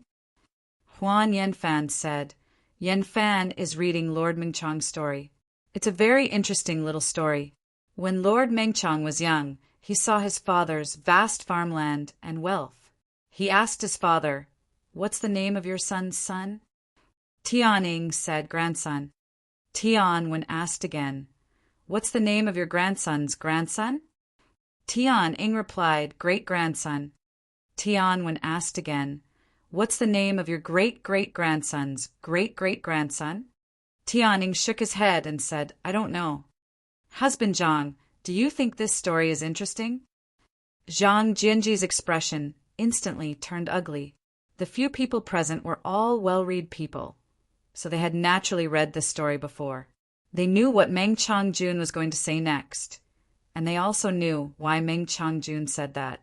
Hence, their expressions turned serious. Huan Yanfan said with a smile, "I think what Tianwen said is very reasonable. What's the use of accumulating a vast family fortune? To let those descendants who can't even be called enjoy it? What's the point of working so hard for others? A real man should make contributions and leave his name in history. That's the right thing to do." Huan Yanfan smiled and cupped his hands at them, saying farewell. Looking at Huan Yanfan's receding figure, Jing Hui uneasily said to Zhang Jinji, "Husband Zhang, what do you think he is?" Zhang Jinji said with a gloomy expression, "If there's going to be trouble, it will definitely be because of me." Chapter 1134. Wu Zetian passed away. At the beginning of the first year of the Shenlong era, she was removed from the throne. At the end of the first year, she passed away. The reign of the Empress came to an end this year. The second year of the Shenlong era arrived. Although the Empress Dowager's funeral was not over, this was the first year after the new emperor ascended the throne. The court still held a grand celebration. The people of Chang and went out to celebrate the new year. As for the Empress, she had been completely forgotten by them. The people only cared about daily necessities. They did not care who would be in charge of the court for long. In the palace where Shang Guanwan handled official business, Shang Guanwan had a cupboard in her sleeve. After dealing with a memorial, she turned her head and glanced at the two palace maids she had ordered to choose clothes for her, who were still chattering behind the screen. She couldn't help but laugh and say, "All right, don't be so picky. Just take a man's robe." Behind the screen, the two trusted palace maids were comparing sets of clothes. Hearing Wan Er's words, they agreed and took a few more robes, trying to pick the most beautiful one. At this time, Yang Fan hurried in from outside. He cupped his hands to Wan and said, "Greetings, Shangguan Zhaorong." "Ah, General Yang is here." Shanghai Wan put down her brush and coughed. "I will discuss matters with General Yang. You can leave first." The two palace maids quickly put down their clothes and retreated from behind the screen. They walked to Yang Fan's side and bowed to him. After the two left, Wana walked to Yang Fan's side and helped him tidy up his clothes. She said sweetly, "How come you have time to come here today?" Nowadays, one often lived outside the palace. She was only on duty in the palace for 1 day out of 5. She could often see her lover and daughter, so she was naturally calm when she saw Yang Fan. Yang Fan said, His Majesty ordered 10,000 cavalrymen to choose a capable team to follow the Emperor to Longqingpool. I have just settled down and heard that you're going, so I came to see. Wanner winked at him and smiled mischievously. What are you looking at? It's not like I'm the one getting married. As he said this, he couldn't help but feel a bit resentful. People were greedy. At first, she only hoped that she could stay with her Lang Jun for a long time. She didn't care about anything else. Now that she could spend the rest of her life with her Lang Jun, she hoped that she could have a proper identity in the Yang family. It would be best if she could even hold a wedding that she had always regretted. Yang Fan knew what she was thinking. He hugged her gently and said apologetically, "With the current situation, it's hard for us to get away." Sigh. Who would have thought that with the death of the Empress, the political situation of the world would become even more? Wanner stretched out her hand and gently covered his mouth. She said, "All right, I was just saying. Don't take it to heart. Did you come because you don't understand why His Majesty wants to go to Longqingpool?" Yang Fan said, "Yes, speaking of which, Longqingpool is not a very prominent place in Chang, but the Emperor has his eyes on that place. That's fine, but the Emperor is too grand this time. He wants to take the 4 white elephants in the palace gardens. The scale is even grander than a court meeting. Does the Emperor want to go for a walk in spring or do something else? I feel it's a bit strange." Wanner looked towards the entrance of the hall and gently pulled Yang Fan to the side. She said in a low voice, "You haven't heard the rumor that Longqing Square has dragon energy?" Yang Fan stilled and said in shock, "What? Longqing Square has dragon energy?" In these days, all of Yang Fan's energy had been used to control Xianzong and organize the internal affairs. One person's energy was limited, so he didn't pay much attention to the matters of the court, much less the rumors on the streets. Other than having a few fixed eyes and ears in the court, Xianzong did not have a specialized intelligence organization. Even with the power of the Tang dynasty, it was not enough to build an intelligence organization that covered the entire country. Xianzong's information sources mainly came from the members of Xianzong, who were spread across all trades. Most of these people did not know of the existence of the succession hall, but this did not stop them from gathering information from top to bottom when they needed it. Usually, when the upper levels of Xianzong wanted to pay attention to a certain area of information, they would order the people below to report the information when they had it, or order the people below to pay attention to the information during this period of time. It was impossible for the people below to report back to the higher levels when they heard any movement. How long would the secret of the succession hall be kept secret if these people, who were everywhere at the bottom, were allowed to report all sorts of news to their superiors every day, would find out, however stupid they were, that they were not merely scholars, not merely shop assistants, not merely tenants, but that there was a very large organization above them? Also, even if these people reported all kinds of information that they heard, saw, and even had no basis, like writing a diary every day, who would sort and choose? Even if the Sky Observation Division was expanded 100 times, those people would not be able to handle it all. But Wanner did not know too much about the inside story of Xianzong. She was also careful and never asked Yang Fan about the details of Xianzong. In her heart, she thought that Xianzong was omnipotent and knew everything. Yang Fan shook his head at Wanner and said, "I really do not know anything about this." "What is it?" Wanner said, "There are rumors in the streets that there is a Longqing pool in Longqing workshop. Longji, Longya, and Longfan live next to the Longqing pool. When the 5 dragons gather in one place, the aura of a king will gather. There are also people who vividly said that they once saw a faint white dragon hovering above the Longqing pond during heavy fog and heavy rain." Yang Fan's expression became serious. Wanner said, "The emperor used the excuse of going to the Longqing pool to actually use his identity as a true dragon to suppress the dragon energy there. Taking the white elephant with him is the same reasoning." Saying this, Wanner couldn't help but laugh. Isn't His Majesty currently favoring a few Buddhists? The saying that the Son of Heaven can suppress the dragon energy was said by that foreign monk Hui Fan. As for the white elephant stepping on the ground and the boat in the pool being able to destroy the feng shui of the place, it was said by the warlock Zhang Pusi. It is really absurd that the Son of Heaven actually believed it. Wan said this and shook her head. She sighed. A warlock actually became the head of the imperial secretariat, and a monk actually became the chancellor of the kingdom. AI, no matter how absurd it is nothing. Yang Fan narrowed his eyes and said warily, "This treacherous rumor directly mentions the 3 princes of the prince of Xiang's household. Would a commoner dare to make up such a rumor? Moreover, I live in Longqing Square. Even if I didn't notice the rumor related to Longqing Square, there are so many maids and servants going in and out of my mansion every day. How could they not hear anything?" Wan was also an intelligent person. When she heard this, she was startled. She said in surprise, "You mean," Yang Fan said, "the person who made up this rumor must have an ulterior motive. His goal is not to spread this rumor among the commoners, so I'm afraid that not many people among the commoners know about this rumor. This rumor was made up for the emperor to hear." Wan's mind spun. She cried out involuntarily, "Ah! Could it be King Liang?" Yang Fan said, "If someone in the court could report this rumor, it would not be able to escape your eyes and ears. If even you don't know where this rumor came from, then it must have bypassed the court and reached His Majesty's ears. Think about it. Who else but King Liang could enter and leave the palace at will?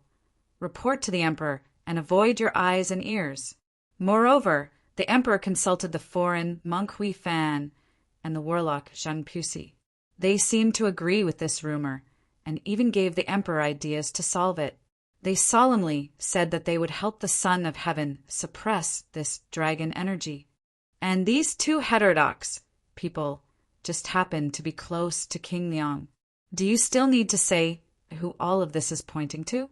The 5 brothers were all seated in Li Chengqi's residence. After Wu Zetian passed away, Li Longji and the other 2 brothers returned to the capital to celebrate the new year.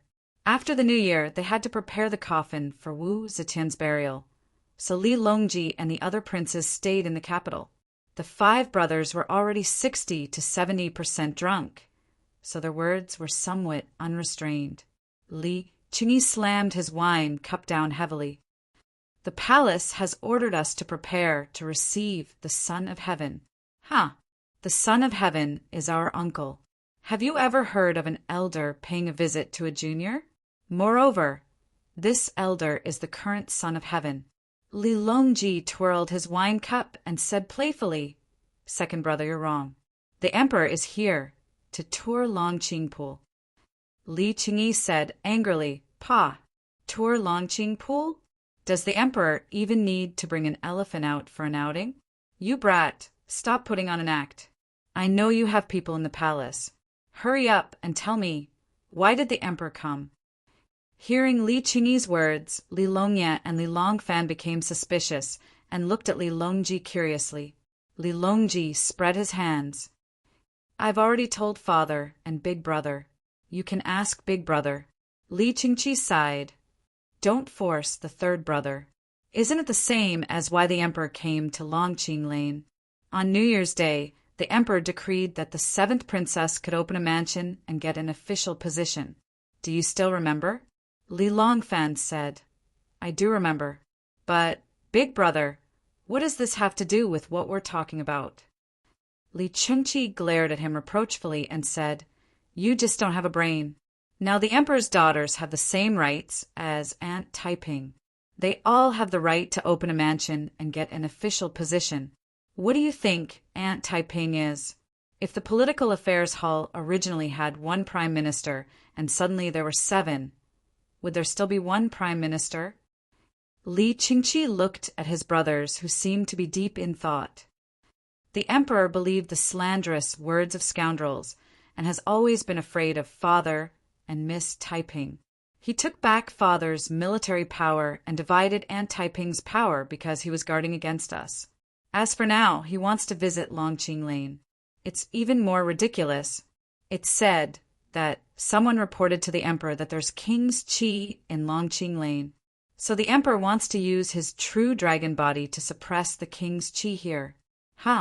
Li Longfan was furious.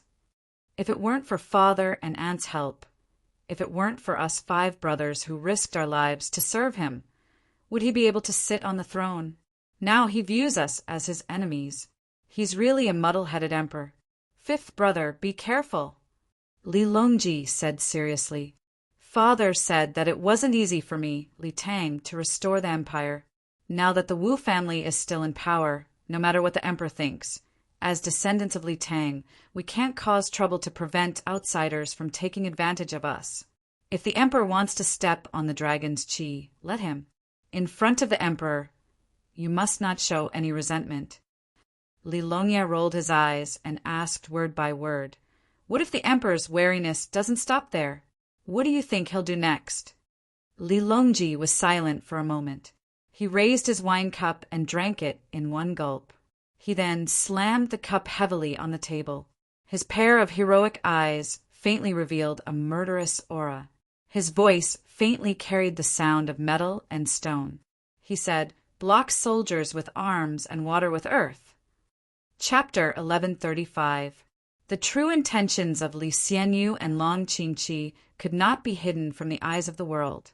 He had put on a full show of honor, even leading the lion and the white elephant during the Grand Court Assembly, and still saying that this was just a spring outing was a bit too much. Moreover, some people had deliberately spread this news, implying that the Prince of Xiang had fallen out of favor. Li Xian's true intentions were naturally known to everyone. When Prince Consort Tong Jiao heard of this matter, he felt indescribable grief and indignation. Wang Tongjiao was not implicated in the purge of the Meritorious Subjects Party because he was the emperor's son-in-law and had the status of a member of the emperor's party. But in his bones, he only regarded himself as the emperor's son-in-law. As for his faction, he believed that he belonged to the Meritorious Subjects Party. This was normal. Who would be willing to think that they had such achievements just because they married the emperor's daughter? Of course, he had relied on his own merits, 1 saber and 1 spear to kill. Now, seeing the political enemy of the Meritorious Minister's Party, the Wu clan at its peak, Wang Tongjiao's heart was burning with anxiety. When Wang Tongjiao and her close friends heard that the emperor had once again listened to slanderous rumors and was heavily guarded against the Prince of Xiang, she couldn't help but grieve. At this moment, they were drinking under the flowering trees in the back garden of the princess mansion. Wang Tongjiao put down the glass with a blush on her face. His good friend, Zhu Yanqing, advised, Prince Consort, don't drink like this anymore. You're going to get drunk. Wang Tongjiao shook her head and sighed. I'm just drowning my sorrows in wine. The Son of Heaven favored the treacherous and persecuted the loyal. First, it was Minister Zhang and the other 4 meritorious ministers who were banished. And now, they wanted to act against the Prince of Xiang. If the meritorious ministers and members of the imperial clan were banished, wouldn't the Wu clan be able to do whatever they wanted? Thinking of this, Tongjiao's heart is burning with anxiety. His other good friend, Zhou Xian, said, didn't Prince Consort say that Master Huan already has a plan for this? Wang Tongjiao waved her hand and said with a bitter smile, Sai, let's not talk about Master Huan's method. Last year, the dragon god Ku, breaking into the gate of Black Tortoise and the immortal treading abode were so easy. Who would have thought that Master Huan would actually use a literary method this time? An elementary scholar rebelling. 3 years is not enough. Zhu Yanqing glanced at Wang Tongjiao and said, if Master Huan's method doesn't work, then we'll have to think of something else. I think Prince Consort seems to have an idea. You and I are brothers, so if you have an idea, don't hide it. There's no harm in telling me. Indeed, Wang Tongjiao said. Tongjiao indeed has other plans. Today, I have invited all of you here because I want to discuss it with you. Zhang, Zhongji, Zhu Yanqing, Zhou Xiang, and the others looked at each other and said in unison, Consort, please speak your mind. Wang Tongjiao knelt on the ground and placed her hands on her knees. She solemnly said, "Everyone, the Wu clan is wreaking havoc now, and they only rely on Wu Sansi. As long as Wu Sansi dies, the Wu clan will immediately collapse. Therefore, Si Jiao wants to assassinate Wu Sansi with all of you. We want to get rid of this traitor and protect the country. What do you think?" Zhang Zhongji said, "For the sake of the country, we must eliminate the traitor without hesitation. However, our martial arts are limited. King Liang's entourage is huge, and he has experts protecting him. How are we supposed to succeed?" Wang Tongjiao said, "The opportunity is right in front of you. The day of the great sage empress funeral is approaching. As the host, King Liang must be in front of all the officials, and it would be inappropriate for his guards to accompany him.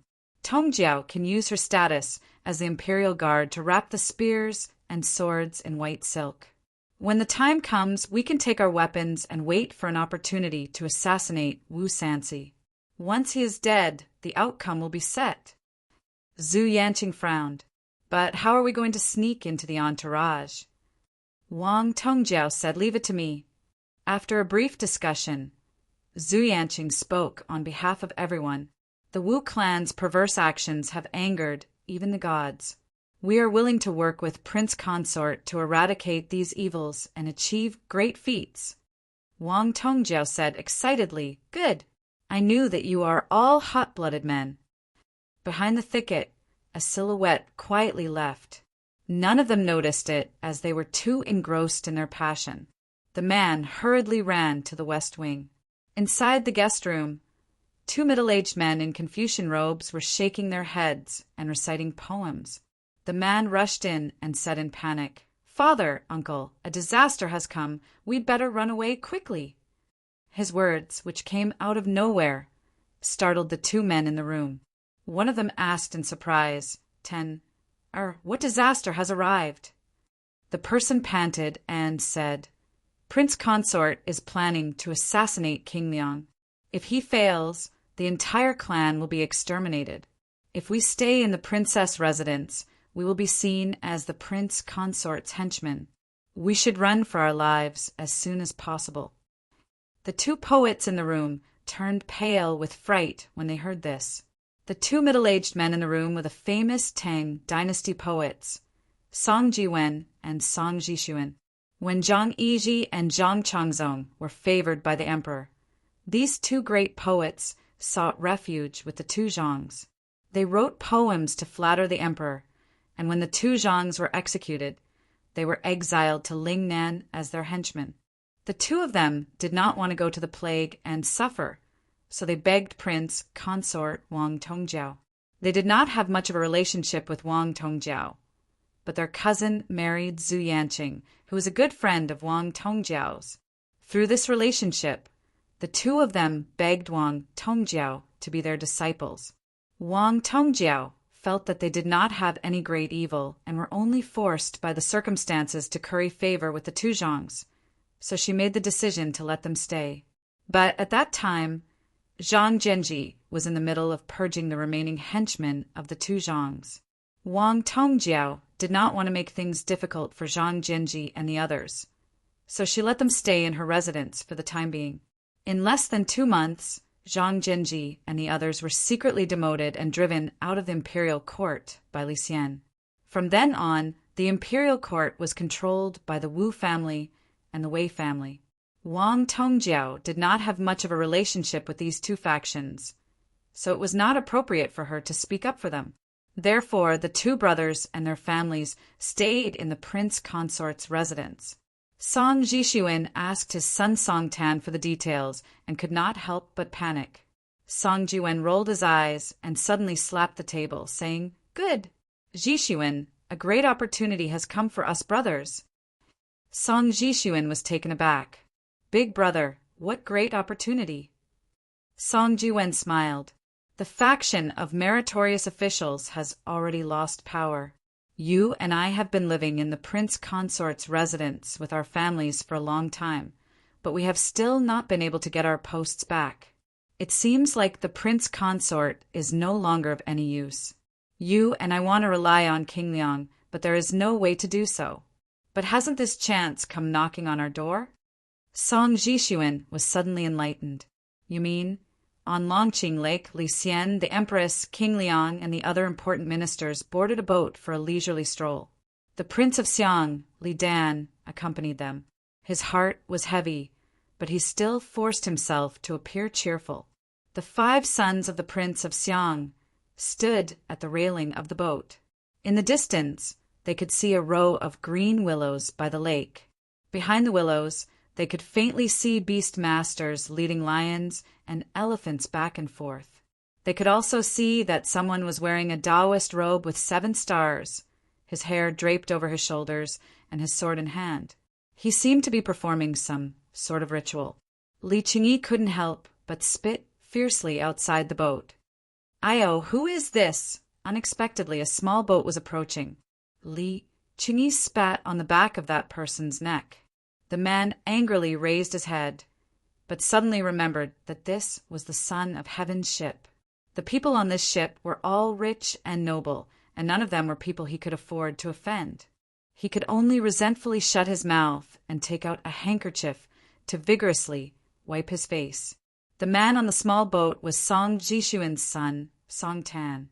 When the 2 brothers learned that Wang Tongjiao wanted to assassinate Wu Sansi, they completely disregarded the kindness Wang Tongjiao had shown them and immediately thought that this was an excellent opportunity for them to return to their official careers.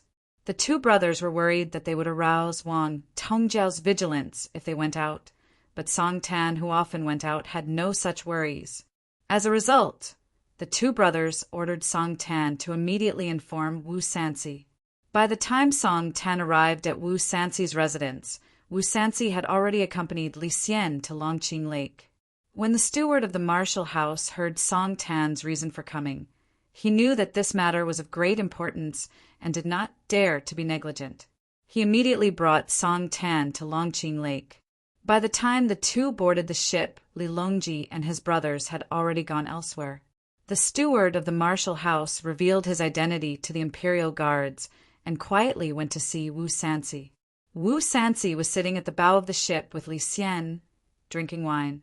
When he heard the news, he excused himself to Li Xian and was led by the steward to the rear cabin.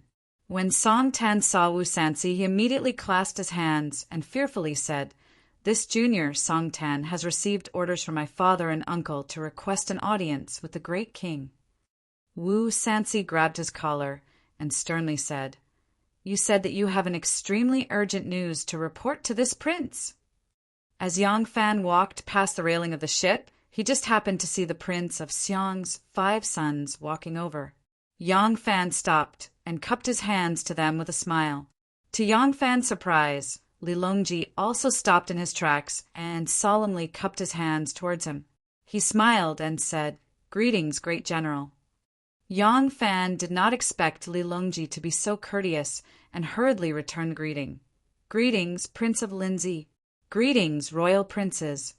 Li Longji laughed. "This little prince has known great generals since I was young. I did not expect that we would become neighbors after coming to Chang. This is a rare encounter. It is a pity that this little prince will be leaving the capital soon.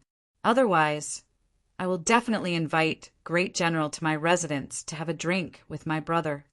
Yang Fan smiled. This lowly general is terrified.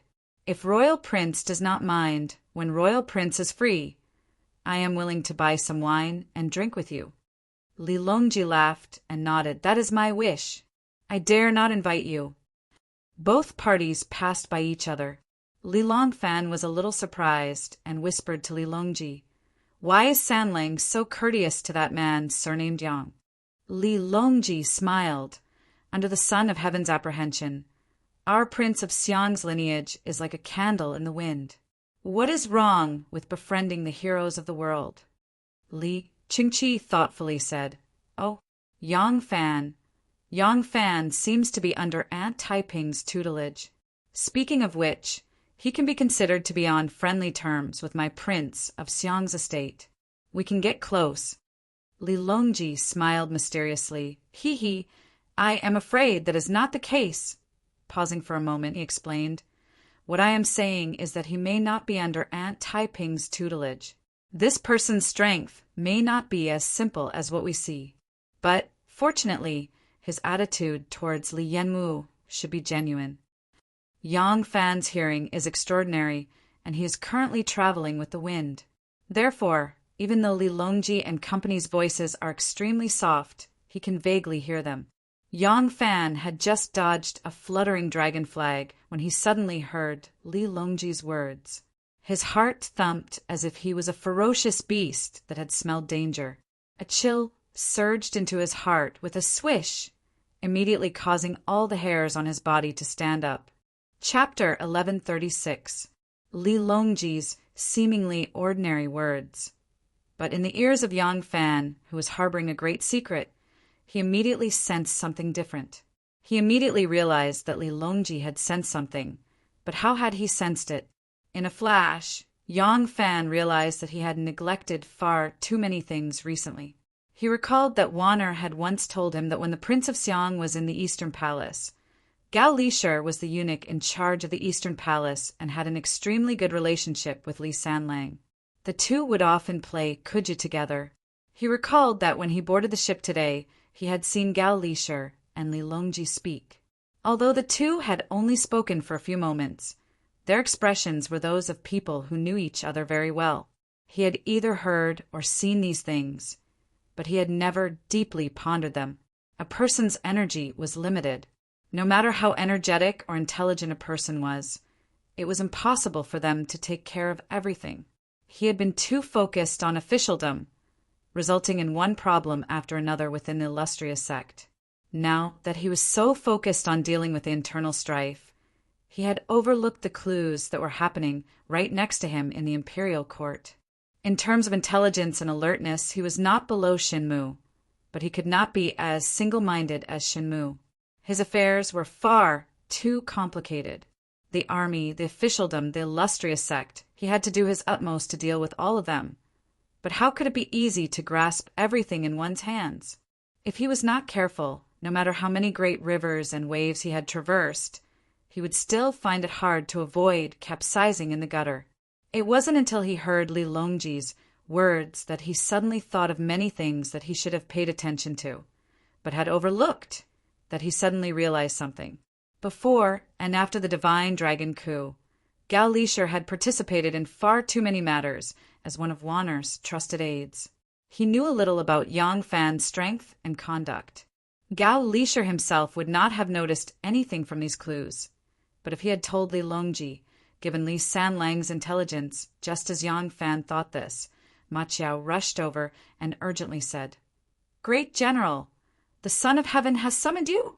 Yang Fan rushed to the cabin and saw the Emperor and Empress sitting in the center with gloomy expressions. The Prince of Xiang, Prince Liang, and the others were seated to the left and right, all of them wearing strange expressions. Yang Fan did not know what was going on and hurriedly went forward to pay his respects to the Son of Heaven. With a cold expression, Li Xian ordered, "Yang Fan, immediately mobilize a group of men, accompanied by Wu Yanxiu, to capture Wannian County Magistrate Zhou Xiang." Yang Fan was stunned. Arresting officials? Why didn't they use the people of the 3 law divisions to capture an official? Why did they send 10,000 cavalry instead? With a cold countenance, Wu Sansi of the Liang said, "Yang Fan, the Yulin General Wang Tongjiao has colluded with a group of rebels, trying to take advantage of the great sage Empress Wei Zetian's funeral to murder the Empress and Ben Wang. Fortunately, the righteous Song Tan reported this to us.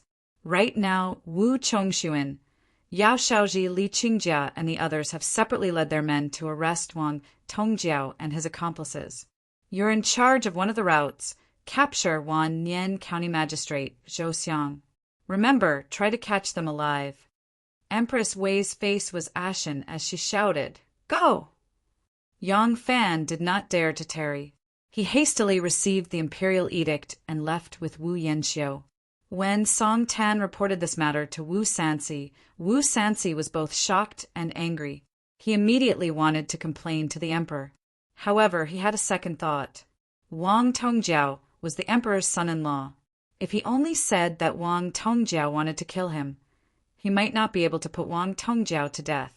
Wu Sanci suddenly had a bright idea. He turned around and enlightened Song Tan. Song Tan was a scholar, so his mind was flexible. As soon as he heard Wu Sanci's words, he understood Wu Sanci's intention.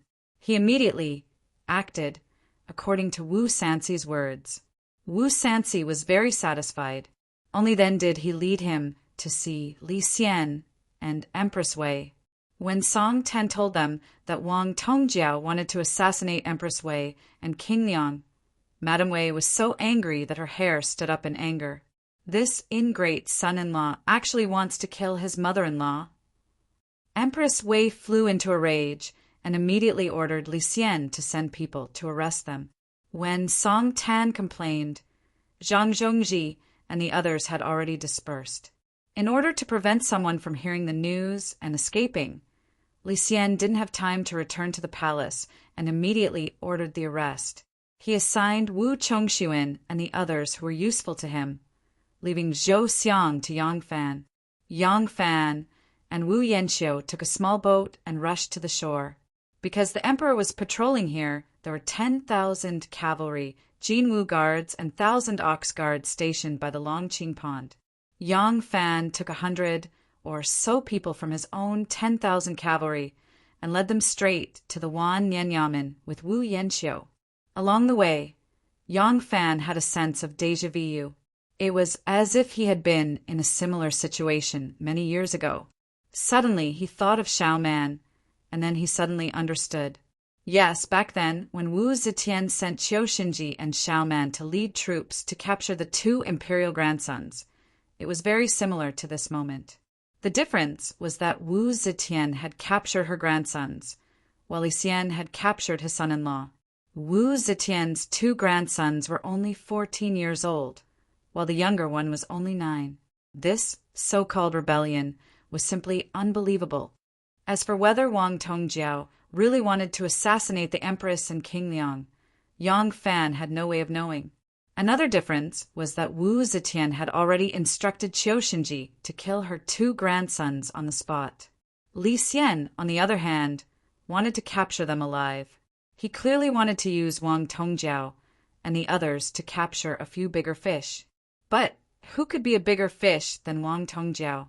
Yang Fan shuddered at this thought. Li Xian was not in the mood to tour the lake. When he received news that the warlock Zhang Sishan had finished his ritual and released Long Qingqi's draconic aura, Li Xian immediately returned to the palace and angrily waited for his son-in-law to be interrogated.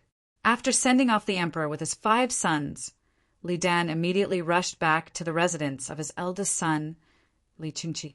Li Longji saw Li Dan's gloomy expression and couldn't help but call out, "Father!" Li Dan stopped him with a cold gaze and said, "Qingqi, Longji, the two of you come with me?" Li Dan led the way to the back garden. Li Longji and Li Qingqi looked at each other and quickly chased after him. Li Dan paced back and forth in the garden for a long time, then said gravely, "Longji, once your grandmother's funeral is over, you, Longfan, and Longya will immediately return to your fief." Li Longji was startled at first, but he immediately understood. He nodded resolutely and sternly said, "Yes, this child understands."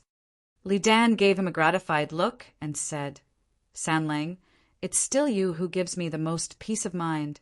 I'm afraid that those brothers of yours are still unaware of the situation. If they hear any bad rumors, it might cause unnecessary trouble. Go and explain it to them. Keep a close eye on them."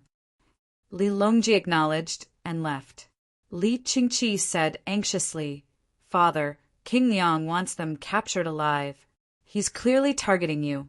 How can we let Longji and the others leave at this time? Longji is the smartest. With him around, if anything happens, we, father and son, can brainstorm and learn from each other.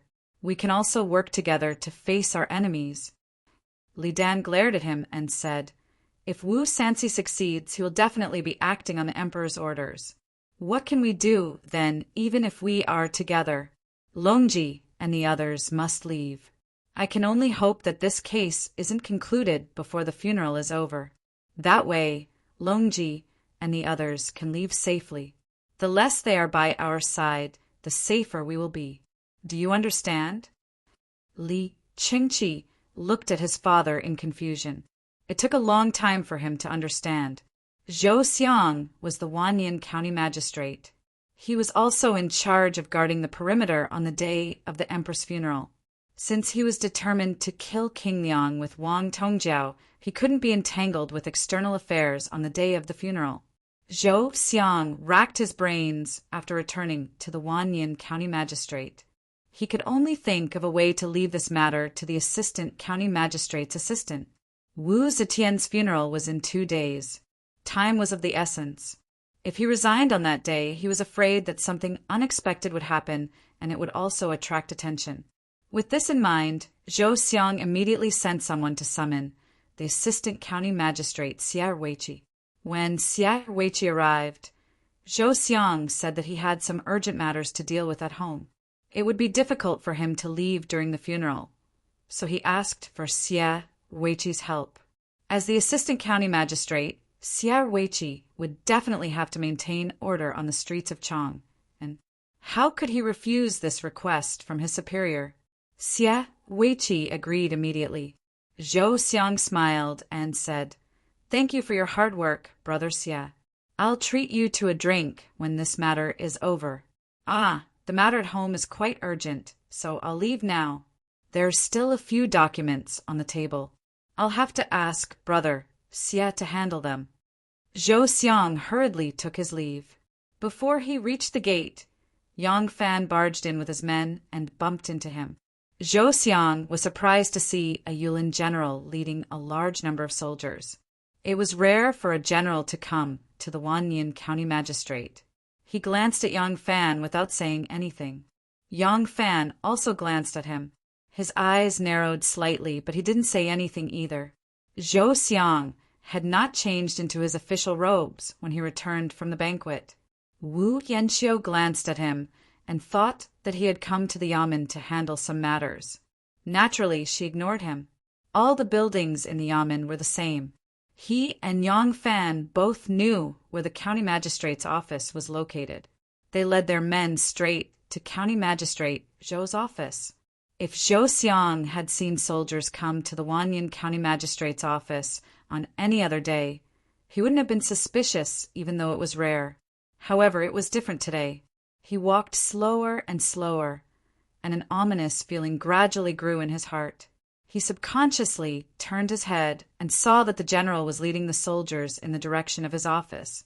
Zhou Xiang suddenly turned around and rushed back. Yang Fan and Wu Yanxiu barged into Zhou Xiang's office. They saw a green-robed civil official sitting behind a desk and flipping through a file.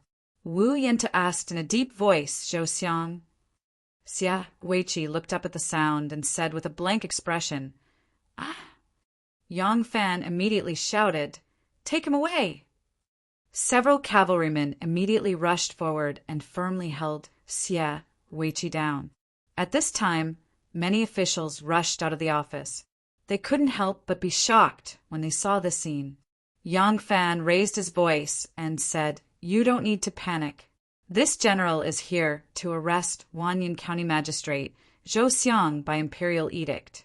When Xia Weiqi saw the soldiers barging in to arrest him, he didn't know what was going on. He was shocked and scared. Hearing Yang Fan's words, Xia Weiqi let out a sigh of relief.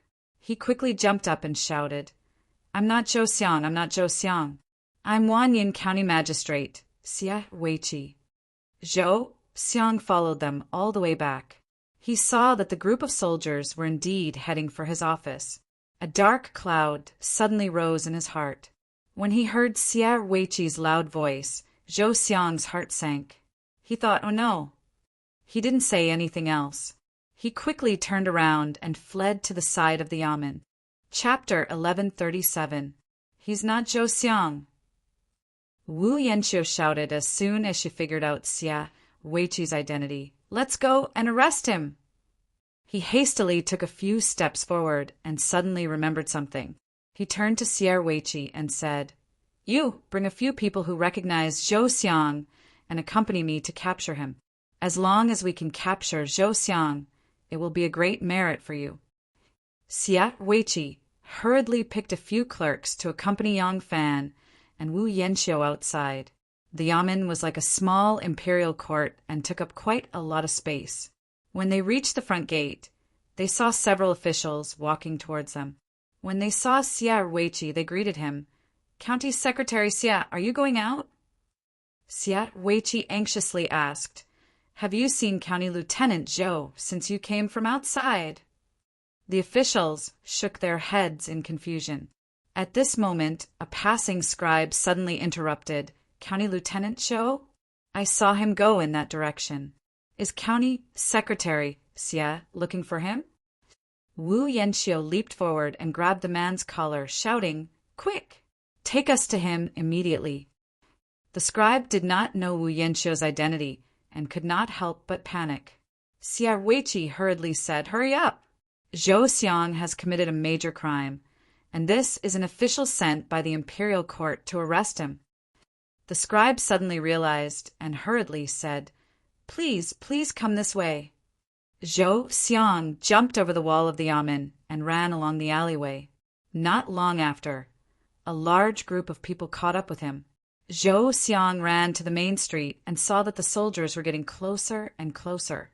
He suddenly grabbed a knife from a nearby pork stall and threw a basket of vegetables at the pursuing soldiers. As a county lieutenant, Zhou Xiang was responsible for arresting criminals and robbers. He was skilled in martial arts, but was not strong enough to deal with soldiers. Moreover, these soldiers were the elite of the imperial army. Fortunately, Yang Fan hurriedly shouted, "The capital region is a restricted area. Do not cause any trouble." The soldiers only listened to Yang Fan's orders, and when they chased after him, they had some misgivings. They did not want to kill anyone by accident, nor did they want to create a mess in the market. This allowed Zhou Xian to escape a little further. However, Zhou Xiang had been an official for a long time. His stamina was no match for the imperial army soldiers. By the time he reached the end of the long street, his legs were as heavy as lead. Seeing that he would be captured alive if he continued running, Zhou Xian looked up and saw a small temple in front of him. He immediately rushed in with his saber. Wu Yanxiu had suffered in the grasslands for several years, so he had a good physique. He lifted his robe and ran quickly. Seeing that Zhou Xiang had escaped into the small temple, Wu Yanxiu immediately shouted, "Quick! Surround the temple immediately." The small temple wasn't big, and it didn't seem to be much bigger than the Earth Temple. There weren't any incense offerings in the temple, and it was cold and deserted. There was only an old temple attendant guarding the small temple. He was sitting at the door, drying his torn, cotton-padded jacket. Seeing Zhou Xiang rush in with a sharp saber in his hand, he was so scared that he stood at the door, not daring to go back. The soldiers quickly surrounded the small temple and began to chase away the peddlers and passers-by who were setting up stalls. Seeing this, Yang Fan frowned slightly and said to Wu Yanxiu, "Although there is only one thief, we must guard against a cornered dog jumping over the wall and stabbing people with a saber. Duke, please guard outside with your men. I will go in and capture him." Wu Yanxiu was naturally happy with Yang Fan's arrangement. He said, "General Yang, be careful." Yang Fan laughed and said, "Relying on him? He is still not my match." Yang Fan said in a loud voice, "All of you guard here. I will go in and capture him." One of Yang Fan's cooks called out, "Great General's life is priceless. How can you put yourself in danger? He is just a county officer. How much ability can he have? Let this lowly officer lead some men in and capture him." Yang Fan waved his hand and walked in alone with his saber. Wu Yanxiu immediately said, "All of you guard this place. If he escapes, I will hold you responsible." The words on the temple's plaque were peeling off so much that Yang Fan couldn't clearly see the name of the temple. He walked into the temple, crossed a small courtyard, and entered the main hall. He saw Zhou Xiang clutching the sharp saber tightly, looking up at the statue of a deity in a daze. The deity statue was old and simple. Because the old temple attendant cleaned it from time to time, its facial features could still be seen clearly. However, this deity statue was rare. Although Yang Fan saw it, he couldn't tell which deity it belonged to. Zhou Xiang heard footsteps but didn't turn his head.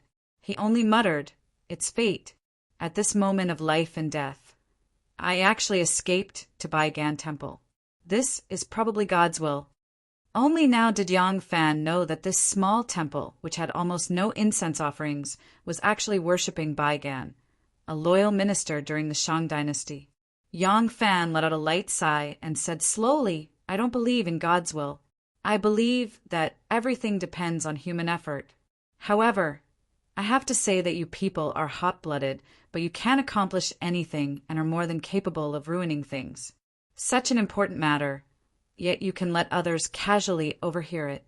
This matter is not confidential, so what can you accomplish?"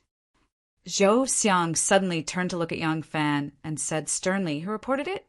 "Zhang Zhongji, Zuyanqing, or—" Yang Fan interrupted him and said, "If it was your accomplice who reported it, then it can only be said that you don't even have the ability to judge people.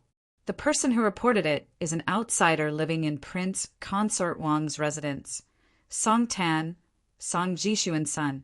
How could you let him overhear such an important matter? Isn't it ridiculous?"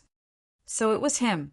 Zhou Xiang first gnashed his teeth in hatred, but then he thought of how such an important matter was so easily overheard by others. He couldn't help but feel dejected. Yang Fan took 2 steps forward and raised his head to look at the statue of Baigan. He said, "County Lieutenant Zhou, when I met you at the Wanyan County Yamen, I already suspected you." Zhou Xiang was startled and looked at Yang Fan in astonishment. Yang Fan said, "You didn't wear official robes but official boots. I know that you just came back from the Prince Consort Wang's residence, so it's normal for you not to wear official robes.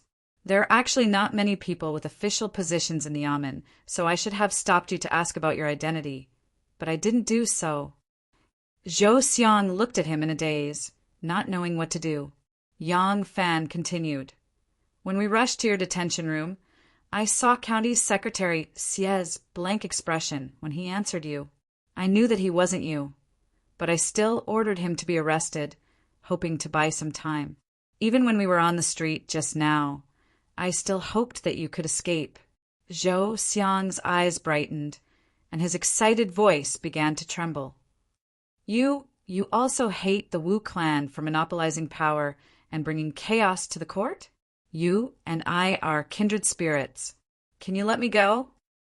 Yang Fan looked regretfully at him and lightly shook his head. "I once wanted to create an opportunity for you, and I created 3 opportunities for you. Unfortunately, you still couldn't escape. There are people from the Wu clan among the people who came with me. I can't let you escape now." Zhou Xiang's face drained of blood and turned deathly pale. Yang Fan said, "The Son of Heaven wants me to capture you alive. Do you understand why?" Zhou Xiang was at a loss. Why?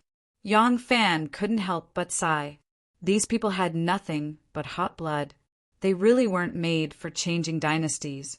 He whispered, "Because the Emperor or King Liang wants to use you to involve the Prince of Xiang and Princess Taiping.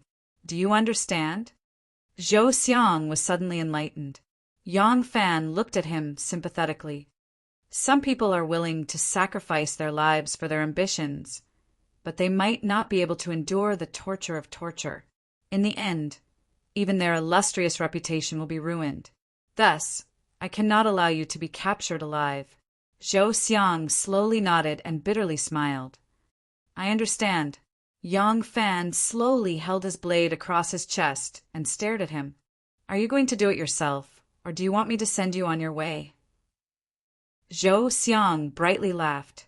"There is no need for you to do it. I am not a coward." He flipped his wrist and pressed the sharp knife against his chest. He looked up at the majestic statue of Baigan and said in a deep voice, "Since you're a person of my Tao, I'll leave the matter that we haven't competed in to you yet."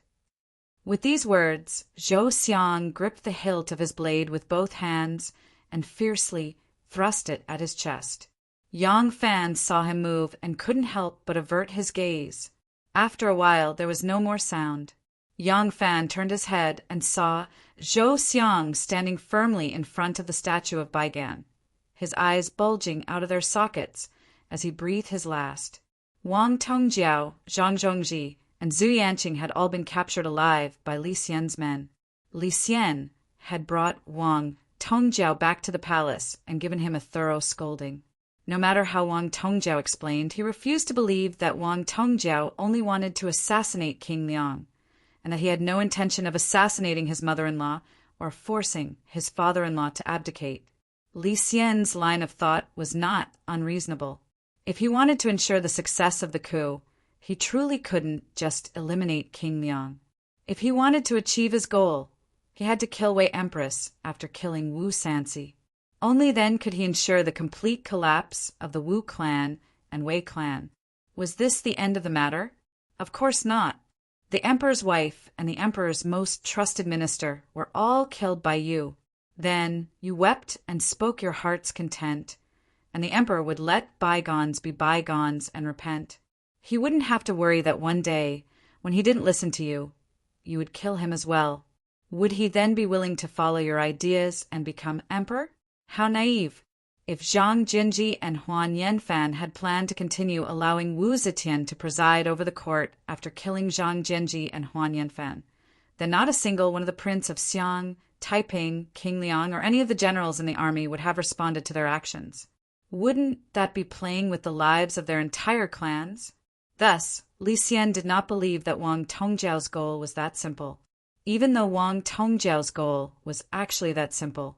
In terms of politics, they truly were very naive. They hadn't even thought about killing Wei Empress. They simply believed that by killing Wu Sanxi, they would be able to bring clarity to politics and peace to the world. But who would be willing to believe these words of truth? Not only did Li Xian not believe them, he felt that they were just a few people. Other than Wang Tongjiao, there wasn't a single person they could bring out. They actually dared to plot the assassination of the Empress and King Liang and threaten the Son of Heaven to abdicate. This was impossible. Even though Zhou Xiang had already committed suicide to escape punishment, Wang Tongjiao, Zhang Zhongji, and Zhu Yanqing were still alive. Li Xian believed that they might be able to find the true mastermind behind the scenes. Thus, he handed these 3 living witnesses over to Imperial Censor Li Qingjia and Supervising Imperial Censor Yao Shao as the chief interrogators, with Prime Minister Yang Zixi, Li Jiao, and Wei Jiyuan as his assistants. The edge of his blade flashed as he pointed it at the Prince of Xiang and Taiping. Chapter 1138. In the hall of Han Yuan of the Daming Palace, at the foot of the stone steps outside the hall, a young woman in plain clothes and a 3-year-old boy were kneeling in front of the palace gate. There were 2 lines of tears on the pretty young woman's face. The naughty boy didn't seem to understand why they were here today. Tears were still on his face, and he was looking around curiously. Gao Lisher tiptoed out of the palace. Seeing that young woman was still crying nonstop, weeping like a pear blossom in the rain, he couldn't help but shake his head. The eunuchs on his left and right were in a dilemma. As soon as they saw him, they quickly surrounded him as if they had seen their savior. Gao Lisher separated them and lightly walked to the side of the young woman. In a small voice he comforted, "Princess, Her Majesty the Empress has said that the matter of the Fuma is related to rebellion. In the face of the law, even if he is a close relative, he cannot be selfish. This matter will be decided by the court. Princess, please return to the Fu and listen to air." The young woman who was crying in the palace was Wang Tongjiao's wife, Princess Ding'an. When she heard that her husband had been imprisoned for attempting to assassinate the Empress and King Liang, Princess Ding, and felt as if she had been struck by lightning. She didn't understand. Her husband was the Honorable General of Yunhui, General of the Right Thousand Ox, County Duke of Langyi, Commandant of the Emperor's son-in-law, Grand Minister of Yinqing, and Honorary Minister. Putting aside the salary brought by these official positions, Her husband also had an additional 500 households. She, as a princess, had 1,300 households. The two of them lived a life of glory, splendor, wealth, and rank without any worries. What else could her husband be dissatisfied with? Why couldn't he just live a good life? Why did he have to rebel? But as much as she hated, he was still her man, the father of her child. Even though she was not Empress Wei's own child, she had always been afraid of this shrewd and strict mother. She still braced herself and ran to the palace crying, "Princess Ding," and raised her teary eyes and pleaded, "Gao Gong, would Gong please pass on a message for Ding, and to ask Imperial Father to be merciful." Tong Jiao was muddled for a moment. Imperial Father can remove him from his official position and put him under house arrest in the Fu. Please do not pass down a heavy punishment. Speaking to hear, tears streamed down again. Gao Lisher sighed deeply and said, "Princess, you are making things difficult for this servant." The saint was by Her Majesty's side at that time. The saint also listened to Her Majesty's words. I've already broken the rules by delivering a message to the palace for the princess. I really don't dare to offend you again. When Princess Dingen heard this, she understood. Of course, Empress Wei did not care about Wang Tongjiao's life or death. It was likely that Empress Wei did not even care about her daughter. She had hoped that her father would be merciful, but her father had always been henpecked. Now that he knew that she was crying and begging outside the palace, he hardened his heart and refused to see her. What should she do? Gao Lisher looked around and said in a low voice, "The case hasn't been concluded yet, and we don't know how the verdict will be.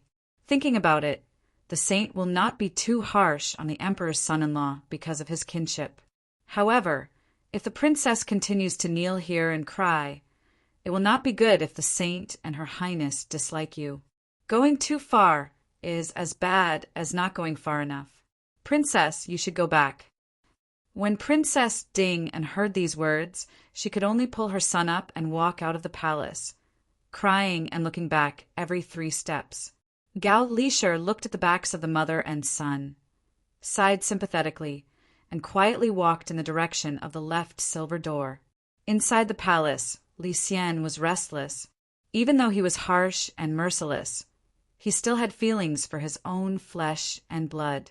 Thinking about his daughter bringing her 3-year-old grandson to knock on the door and cry, he could not bear it. He sneaked a glance at Empress Wei and probed with some guilt, "Wife, what do you plan to do with Tong Jiao?" Empress Wei glared at him fiercely and said, "What Tong Jiao? That is a rebel of the court, a traitor plotting to usurp the throne. Do not be soft-hearted. If no one reports, if you are lucky, you will be a prisoner. If you are unlucky, your head will be separated from your body. At that time, who will be soft-hearted for you?" Li Xian had always been henpecked. As the power of Wei Shi's paternal family rose, the communication with the Wu family was mainly conducted through Wei Shi. Wei Shi's words became more and more important, and he became more and more afraid. Hearing Empress Wei's words, Li Xian no longer had the courage to plead for Wang Tongjiao. But thinking about his daughter's youth and how few grandchildren he had, he knew that his wife had steeled her heart to kill Wang Tongjiao. He couldn't resist mumbling, "Wang Tongjiao, it is true that her death is not to be regretted, but Ding is still so young. When your husband thinks about it, my heart does not feel good." Empress Wei rolled her eyes at him and said, "Look at your good-for-nothing appearance. Does the emperor's daughter still have to worry about marriage? Don't worry about this matter. Didn't my cousin Wei Zhua's wife just die last year? He hasn't remarried yet. I think it would be better to have Ding and marry Wei Zhua. That would be even more intimate." Li Xian nodded and sighed, saying, "Ai, this is the only way." "And what did you say?" Li Xian suddenly reacted and said in shock, "Your cousin? Ding and is our daughter. Your cousin, in terms of seniority, isn't he her uncle?" Empress Wei impatiently waved her hand and said, "They don't have any blood relationship. What's the big deal about seniority? All right, don't worry about this matter. Later, I will have Yang Zixi go matchmake them. Gao Lisher went to the imperial kitchen and found a young eunuch in charge of purchasing. Purchasing was a lucrative position in the palace. This young eunuch had been arranged by Gao Lisher, so he listened to everything Gao Lisher said and was Gao Lisher's confidant. Gao Lisher went to the young eunuch and only stayed for the time it took for an incense stick to burn before leisurely leaving with a bag of dried meat. Looking at his appearance, it seemed like he was hungry and had come here to get something good to eat. But not long after he left, the young eunuch also left the imperial kitchen and quietly left the palace. The young eunuch went to the East Market to stroll around and casually bought some things before returning to the palace. The entire matter did not appear to be out of the ordinary. Ever since Yang Fan had developed suspicions about Gao Lisher, he had told Wan had arranged for people to watch Gao Lisher's every move. There were all kinds of networks in the palace. The emperors, the empresses, the female officials, the eunuchs, and also the powerful officials. None of these networks could compare to Wan or his network of connections and ears. Therefore, Gao Lisher's every move in the palace was under Wan's surveillance. After the young eunuch in charge of purchasing left the palace, he left Wan's surveillance network and fell into Xianzong's surveillance. In the end, the information that was sent back to Yang Fan was only one sentence. The young eunuch often went to a meat and vegetable shop, and it was a shop designated by the prince of Linzi's residence. At this point, Yang Fan finally understood that he was not the only one with capable eyes in the palace. Wan could not tolerate Yang Fan's betrayal. She angrily said, "Lang Jun saved Gao Lisher's life. I did not expect him to be used by Li Sanlang. All factors that are disadvantageous to Lang Jun should be nipped in the bud. Lang Jun, leave this matter to me." Yang Fan glanced at her and smiled. "What do you plan to do?" Wan replied, "It is not a difficult matter for someone to die accidentally in the palace." Yang Fan shook his head. "No. Gao Lisher's life is pitiful. Although I helped him, I did not think of using him. Him accepting Li Longji's recruitment is not considered a betrayal to me. Moreover, since we know that Li Longji has the spy, he may be of great use." He smiled thoughtfully and said, "This person is very useful." In order to dig out useful confessions from Wang Tongjiao and the others, the imperial censor Li Qingjia and the supervising imperial censor Yao Shaoji racked their brains. They were Wu Sanxi's people, and of the 3 prime ministers overseeing the trial, Yang Zixi was a typical opportunist. Wei Jiyuan was a descendant of the Wei clan of the capital.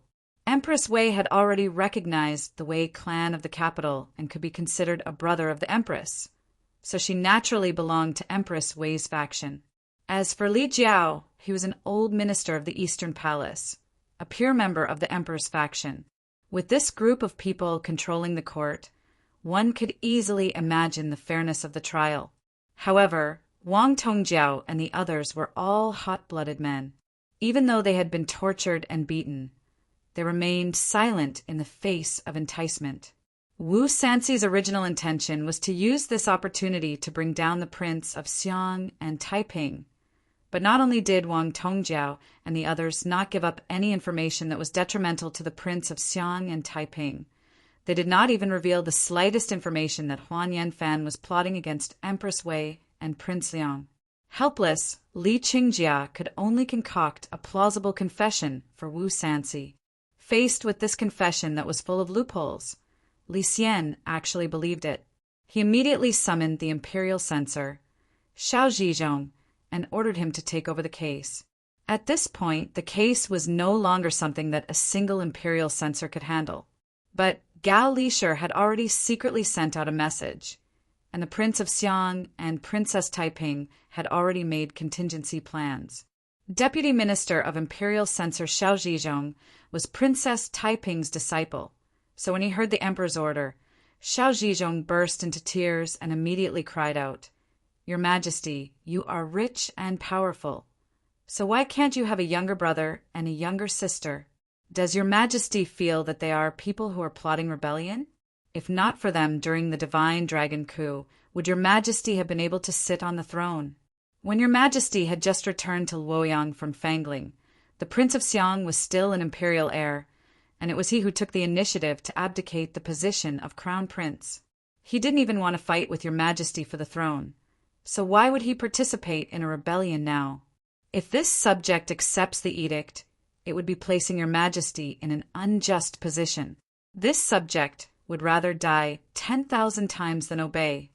Li Xian's face turned red from Xiao Zhizhong's interrogation, and for a moment he didn't know what to do. Xiao Zhizhong left, tears streaming down his face. The moment he left the imperial city, he spread word of this matter. This time, Li Xian felt like he had poked a hornet's nest. Wu Jing, the right mending K, was the first to rush into the palace. As the name implied, the officials who held this position were responsible for supervising the Son of Heaven's words and actions, criticizing the Son of Heaven's mistakes and omissions. Since this was their duty, there was no need for them to be polite to the emperor. Wu Buke vehemently expressed his views to Li Xian, his spittle spraying all over Li Xian's face. Your Majesty, you are muddle-headed. The imperial clan is your Majesty's greatest support. Right now, your Majesty's flesh and blood have withered away, and the only ones that can assist your Majesty are the Prince of Xiang and Taiping. Your Majesty still wishes to get rid of them and become a man cut off from the world? Before Wu Buke could finish speaking, Chao Shi angrily charged in. Upon hearing Wu Buke's words, he immediately added, Your Majesty, since ancient times, those who have trusted outsiders and alienated their own flesh and blood have never had a good end. This subject absolutely cannot sit by and watch as your Majesty follows in the footsteps of the ancient emperors. Soon after, there were those who cried and remonstrated in front of the emperor, and those who submitted letters of rebuke. The emotions of the hundreds of officials were stirred up, and the court was abuzz with discussion. Everywhere, it was said that the emperor was ungrateful and wanted to kill his own brother and sister. In the face of this situation, Li Xian couldn't help but panic. Chapter 1139. Li Xian had not expected the ministers to react so strongly. When Zhang Jinji's group of 5 had been stripped of their authority, the ministers had not reacted so strongly. But he had never thought about how many years the Prince of Xiang and Taiping had been operating in the imperial court. He had lived in Fang province for 16 years, and the Prince of Xiang and Taiping had always been in the imperial court. Although they had always been cautious under the pressure of Wu Zetian, not daring to make any major moves, they were still more popular than the Prince of Luling. Although Li Xian was currently emperor, he had only been restored to the throne for less than a year, so how much power and support could he have established? As for the suddenly promoted Zhang Zhenji's group of 5, they had truly obtained supreme authority and fame, but they had also received far too much jealousy. This was especially the case when they became overly arrogant. The officials did not say anything on the surface, but how could they not feel a bit of resentment? Their foundations could not even compare to Li Xian's, let alone the Prince of Xiang and Taiping's. Under the torrent of public sentiment, Li Xian immediately shrank back. Even though King Liang and Empress Wei were unwilling to give up on this chance and constantly pressured him, Li Xian still hesitated, not daring to rashly make a decision. It was in this stalemate that the imperial court finally reached the day of the emperor and empress's funeral. After the funeral, Li Longji and his 2 brothers did not even return to the princely estate. Halfway through, they left the funeral procession and hurried back to their fief. When Wu Sanxi learned of this news and carefully weighed it, he put away his ambition to capture the Prince of Xiang and Taiping in one fell swoop. The current situation was as follows. All the officials were firmly against it. Li Longji, 3 Wangya, were leading the troops to govern the people. The imperial guards of the southern Yamen had been somewhat restless lately. Wang Tongjiao's rebellion broke out too suddenly. The Wu clan was completely unprepared, while the Wei clan had just risen up. In these circumstances, if the Prince of Xiang and Princess Taiping were pressed too hard, once they became desperate, it would be hard to say who would emerge victorious. In this situation, Wu Sanxi, who already held the advantage, had no need to take such risks. Wu Sanxi gave his opinion to Empress Wei, but Empress Wei was not willing. Her eyes darted around, and she turned her attention to Zhang Jianji's group of 5. Wu Sanxi also felt that although Zhang Pianji and the other 4 were already tigers without teeth, if there was a chance to kick them again and completely destroy the possibility of them making a comeback, it might not be bad. Therefore, he immediately instructed a group of lackeys to create a new confession. Li Xian clearly knew that Zhang Jianji's group of 5 were innocent, but he did not remember the kindness of Zhang Jianji's group of 5 in helping him ascend to the throne. Instead, he firmly remembered how arrogant Zhang Jianji's group of 5 had been after he became the emperor. Li Xian tacitly acknowledged the authenticity of this confession and acted against Zhang Jianji's group of 5. Li Xian issued a decree. Because the 5 princes were dissatisfied with the emperor, they incited Wang Tongjiao and the others to assassinate the king of Liang and the empress, attempting to coerce the Son of Heaven into ordering the feudal vassals. Considering that they had performed meritorious service in assisting the dragon, plus they had the iron ticket to avoid death 10 times, he did not punish them severely. The 5 of them were stripped of their Wangya title and were demoted to local prefectural governors. Wang Tongjiao and the others were careless.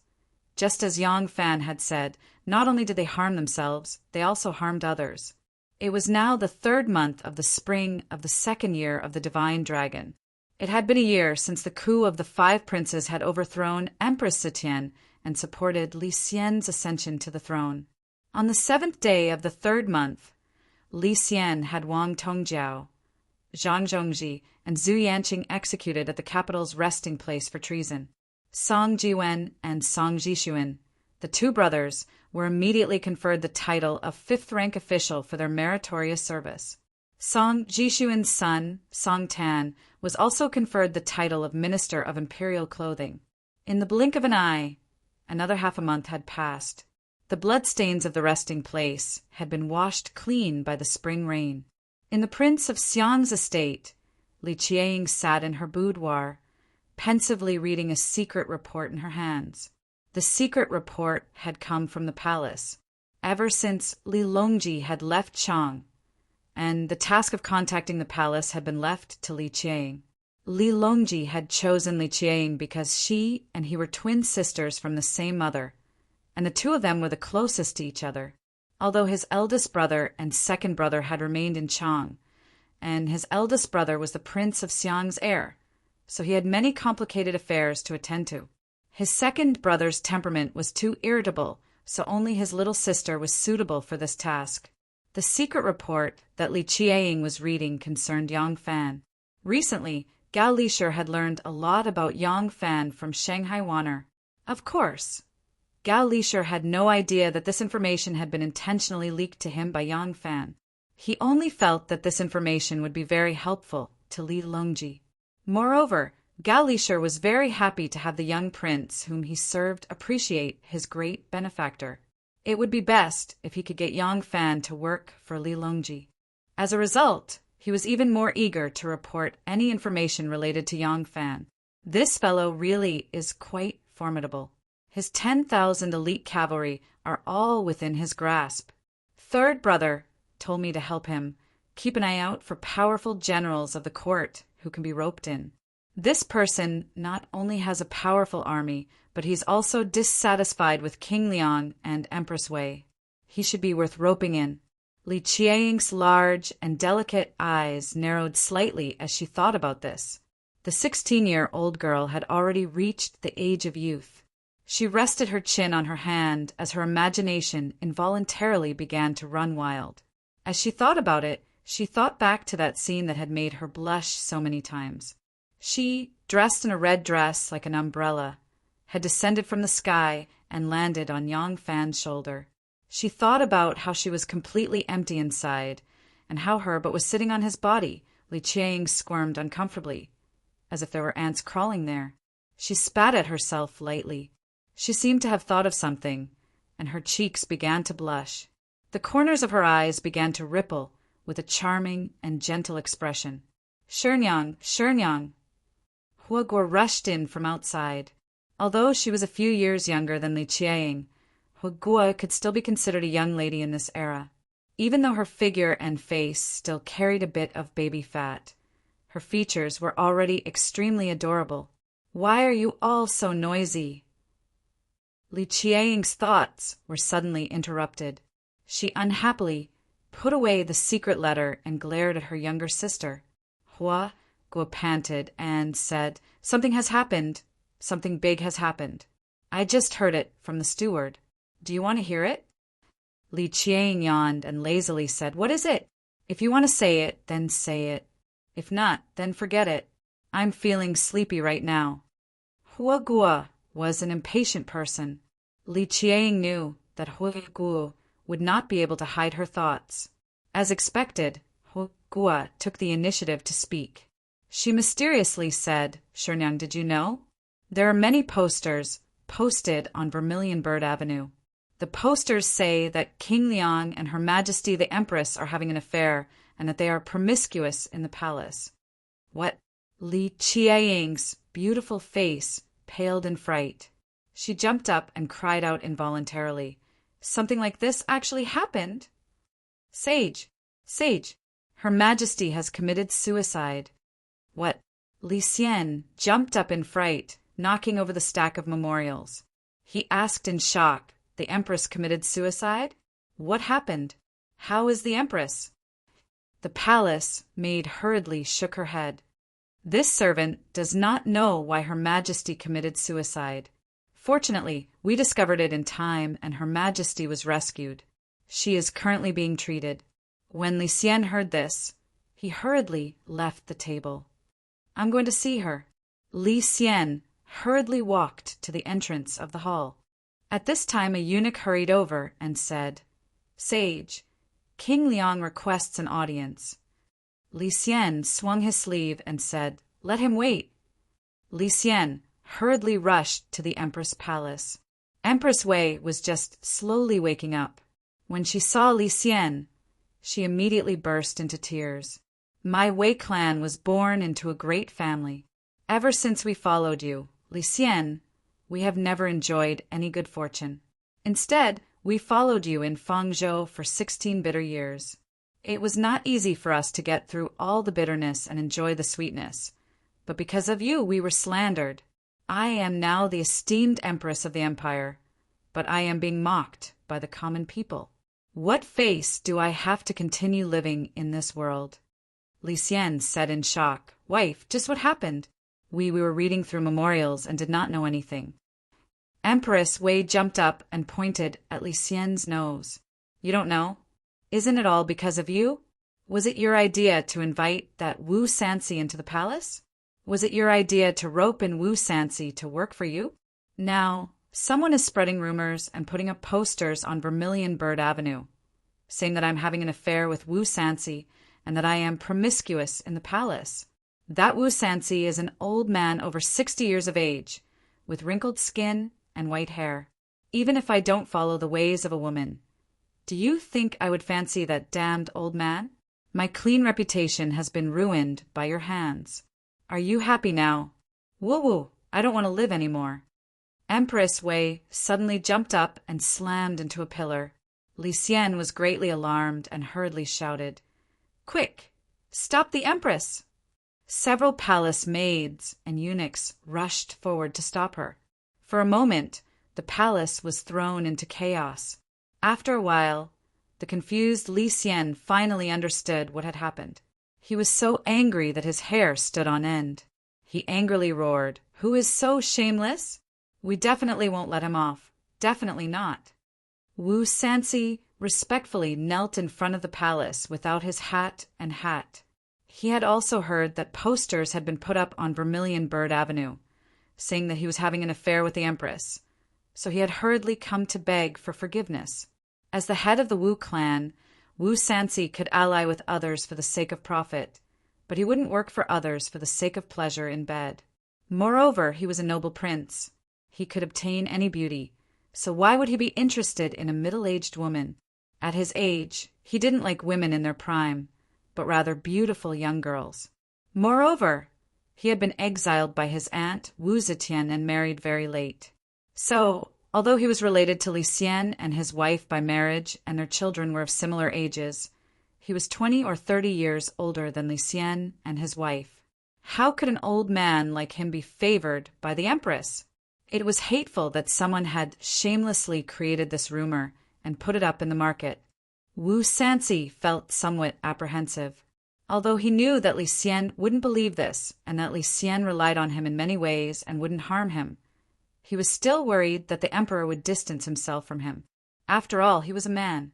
Even if it wasn't true, he would still feel a knot in his heart. He knelt in front of the palace gates for a long time, but Li Xian still didn't summon him. His heart couldn't help but feel uneasy. Jing Hui hurriedly rushed to the royal prince of Fuyang, Huan Yanfan's residence. Without waiting for the gatekeeper to announce his arrival, he barged in. There were dozens of carriages parked in the Huan residence, some already filled with things. The 5 princes had all been demoted to provincial governors, but with their large families and large businesses, they hadn't been able to leave in time. Huan Yanfan had just come out to welcome him when he saw Jing Hui angrily walk in. With a shake of his sleeve, he ordered his servants to leave. With an ashen face, he said to Huan Yanfan, "Was the poster on the street you're doing?" Chapter 1140. Huan Yanfan saw Jing Hui's face full of anger and couldn't help but frown. He looked left and right, then lowered his voice and said in displeasure, "Zhongyi, did you come in such a rage just for this matter?" Jing Hui saw that he had avoided his question and couldn't help but say angrily, "So it really was you? Shirzei, you're muddle-headed. You're muddle-headed. Are you afraid that there aren't enough disturbances in court?" Roping in Wu Sanxi was the emperor's idea, but it was just the fake Empress Wei's idea. Do you think the emperor will believe those preposterous words? Huan Yanfan smiled and said, "I naturally know that the emperor won't believe it, but even you think that I want to use this rumor to get rid of Wu Sanxi. Very good, very good. Haha. If even you can't see my true intentions, then the emperor naturally won't."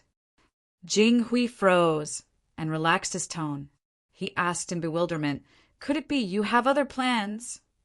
Huan Yanfan nodded and said, "Correct, I do have other plans. Why are we standing here and having a long talk? Come this way. Let's talk in the study." Huan Yanfan led Jing Hui into the study. The two had just sat down when Jing Hui impatiently asked, "Shirzei, speak. Just what are your plans?" Huan Yanfan said, "Zhongyi, although the emperor doesn't believe that Wu Sanxi and Empress Wei have an affair, once this matter gets out, the emperor will certainly be furious, right?" Jing Hui nodded. Of course, the imperial court is about to stir up another storm of blood. Huan Yanfan chuckled, his expression extremely pleased.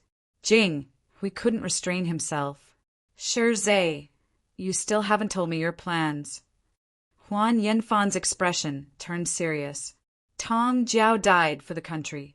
The emperor listened to slander and wanted to use this to move against the Prince of Xiang and Princess Taiping. But because the officials reacted too fiercely, the emperor had to settle for the next best thing. The 5 of us were stripped of our titles and banished to other places. The Prince of Xiang and Princess Taiping barely managed to escape. Think, now that something has happened, who will the emperor suspect first? Jing Hui froze and slowly sank into thought.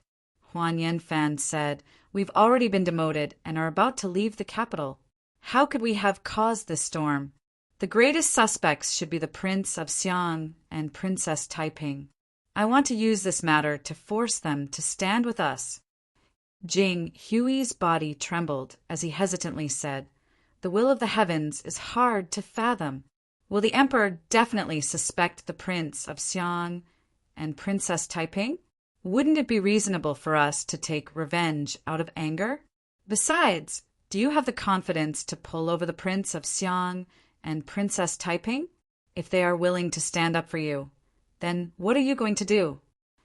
Huan Yanfan shook a finger contentedly and said, Your first question isn't a question at all. It wasn't that the emperor wouldn't suspect the Prince of Xiang and Princess Taiping, but that pushing the blame onto them was in the best interest of the emperor, the Prince of Xiang, and Empress Wei, so they would definitely do this. Of course, I will not discuss this matter with the Prince of Xiang and Princess Taiping in advance, but once the emperor becomes suspicious of them, the emperor will press forward step by step, and I will not be afraid that they will not seek to protect themselves. At that time, as long as we generously extend a helping hand, not only will they be of use to us, they will also shed tears of gratitude. Jing Hui's eyes flickered with uncertainty.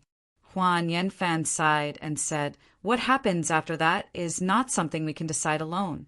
We still need the Prince of Xiang and Princess Taiping to agree.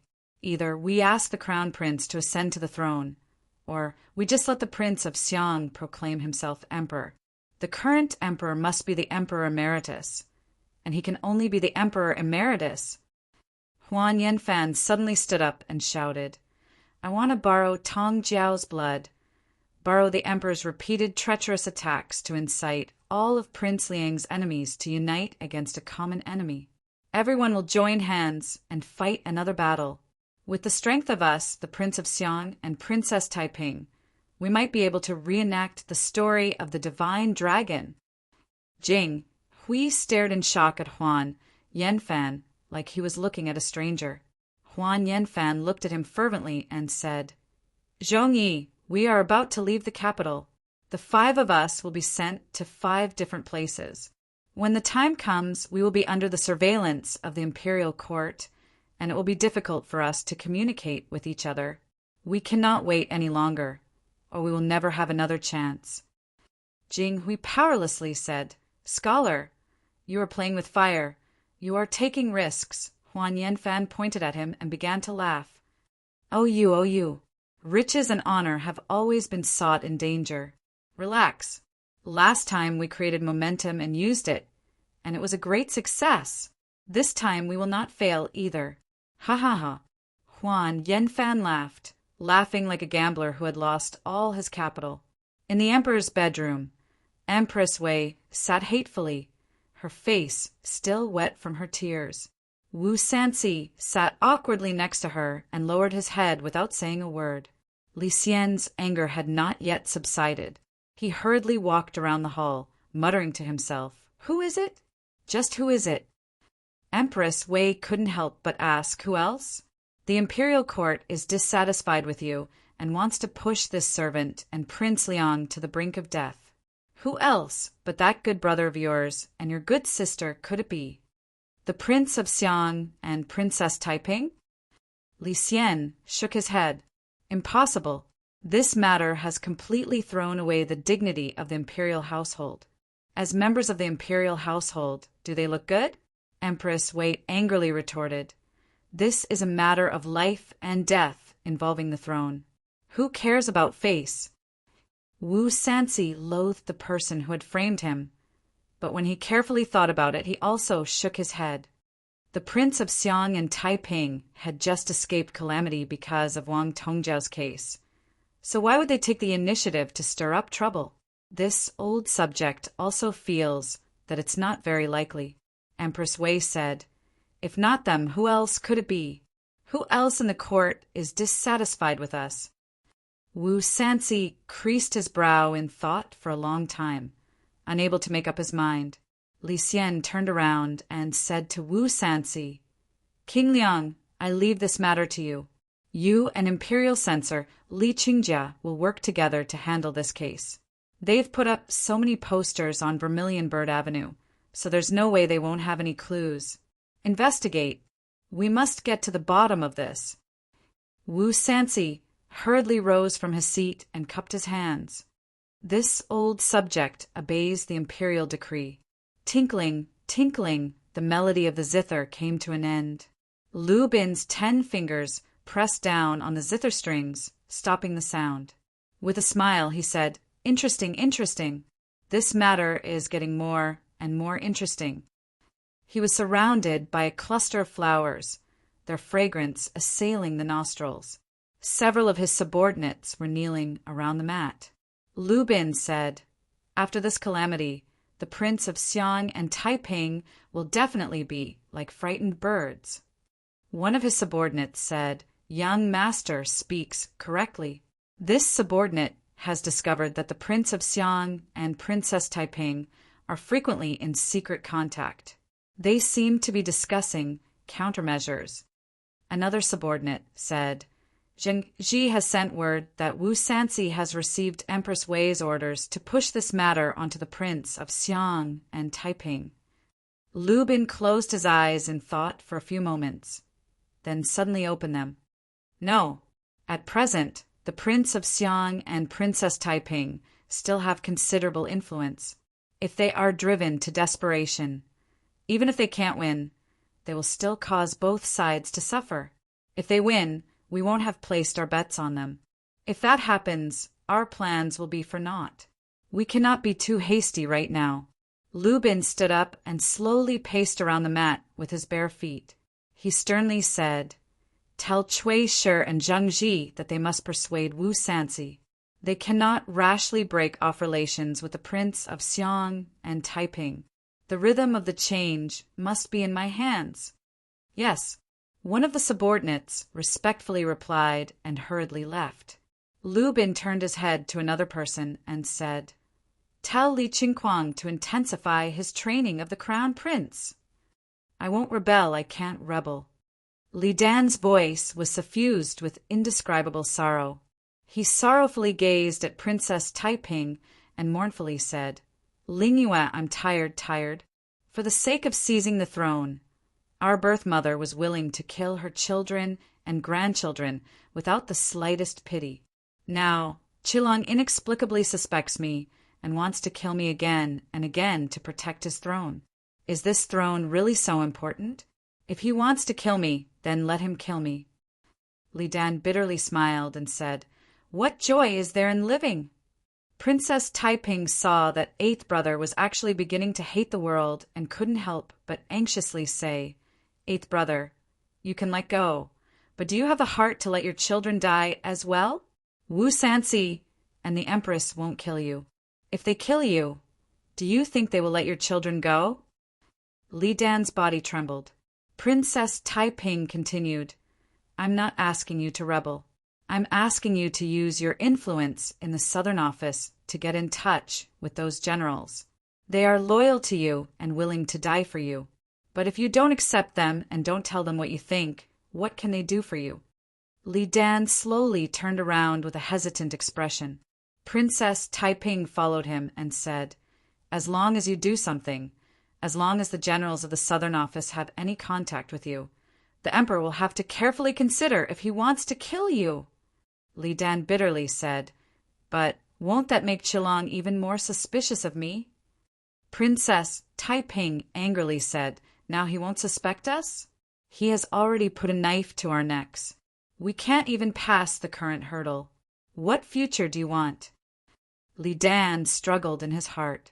After a long while he said, "Huan Yanfan sent someone to hint to me that he is willing to help us kill Wu Sanxi and Empress Wei."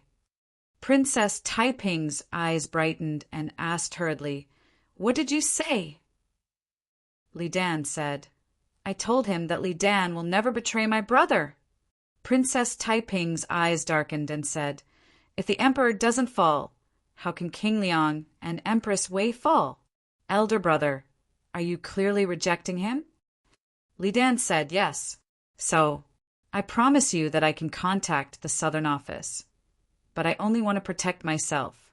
I will never rebel against Qilong." Princess Taiping stared at him for a long time and nodded deeply. She said, "Elder brother, please believe me. Ling Yue is the same as you. She only wants to protect herself." Yang Fan stood in the small hall of the garden and looked at the flowers with a smile. Anu's son, Yang Ji, and Wan Er's daughter, Dai Er, were running crazily among the flowers. Gu Zhuding's precious son was the youngest, so he naturally became a little follower. He chased after his elder brother and sister with a cackle. As for Yang Sarong and Yang Nyenzu, they no longer liked this kind of game. Yang Sarong had grown up. Even though she had learned a lot of martial arts from her parents, she was more and more fond of peace and quiet. She had the air of a lady from a noble family. As for Yang Nyenzu, thinking of his son, Yang Fan frowned. He really didn't want to mention that bastard of a son. He was such a cute kid when he was young. Why did he make so many people gnash their teeth when he grew up? He didn't make much progress in his studies, but he liked to run around all day. At such a young age, he dared to follow the people of Shunmen to take a boat to transport goods. He said that he was going for an adventure. Fortunately, he was caught in front of Sanmen Gorge. When he was bored, he liked to go to his mother's shop and pretend to be a waiter. Once, he even took the urinal of the old man who was the night watchman and sold it at a high price as a Han Dynasty antique. When the shopkeeper realized what was going on, he came over to make a fuss, almost smashing the Yang family signboard. When it came to martial arts, he was very good at it, but when it came to reading, alas, this kid couldn't be counted on to pass the imperial examination. Xiao Man and Anu strolled slowly by the pond with their big bellies protruding. Gu Zhuting, who was wearing a light silk robe and practicing jujitsu by the pond, bent over and stood up. She greeted them with a sweet smile. The three of them stood there, talking and laughing, and walked to the bamboo forest path by the side. Although two of them were pregnant, they still looked so beautiful. It seemed that time didn't leave any trace on them. If there was, it was like a jar of old wine. After the precipitation of time, it became more mellow, more charming and more charming. Yang Fan smiled knowingly. Wan followed Yang Fan's gaze and couldn't help but show envy in her eyes. That year in Sanyang Palace, she accidentally fell into the trap and took the risk to give birth to a daughter for Yang Fan. Since then, she had been very careful when she was with Yang Fan to avoid another accident. But after all, this was a helpless move. In fact, she liked children very much. Seeing that Xiao Man and Anu were pregnant again, Wanner could only watch. She really wanted to have a few more children, and it would be best if they were all boys, but Yang Fan turned around and saw that Wanner's light brows were furrowed with deep resentment. He immediately knew that she was sad about the children again. Yang Fan turned around and gently held her waist. He said in a gentle voice, although the conflict between the obvious and hidden sects didn't result in a great disaster, the relationship between the two sides is getting colder. Now that the two sects are going their own way, it not only brings many inconveniences, but it also harms both sides. On one hand, I have to suppress the unstable elements within the obvious sect, and on the other hand, I have to resist the hidden sect. At the same time, I have to observe the situation in court and find a way out. I am really exhausted. I want to find a chance to leave the court. After I finish this matter, I can go boating with you on the West Lake and be the carefree Fan, Li, and Shuri Guang. At that time, you can give birth to as many as you want. Wana said happily, really? Husband, don't try to fool me.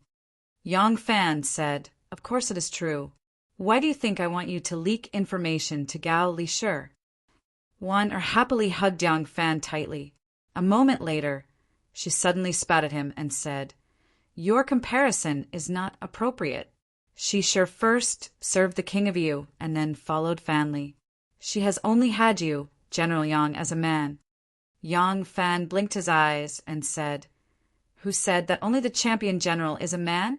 Am I, the sect master of the obvious sect, not a man?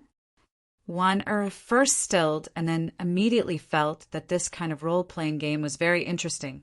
She looked at Yang Fan seductively and said, really? Then General Yang and Sect Master Yang, you two bad people. How do you plan on bullying me? Yang Fan looked at her seductive appearance and unconsciously said, you aren't thinking of having another child right now, are you? Wanner said intimately, the matter of the Li family can be put aside for now, and the matter of having a child can also be put aside. Right now. I just want you to love me. Yang Fan looked around to make sure no one was around. He picked up Wanner and walked towards her bedroom.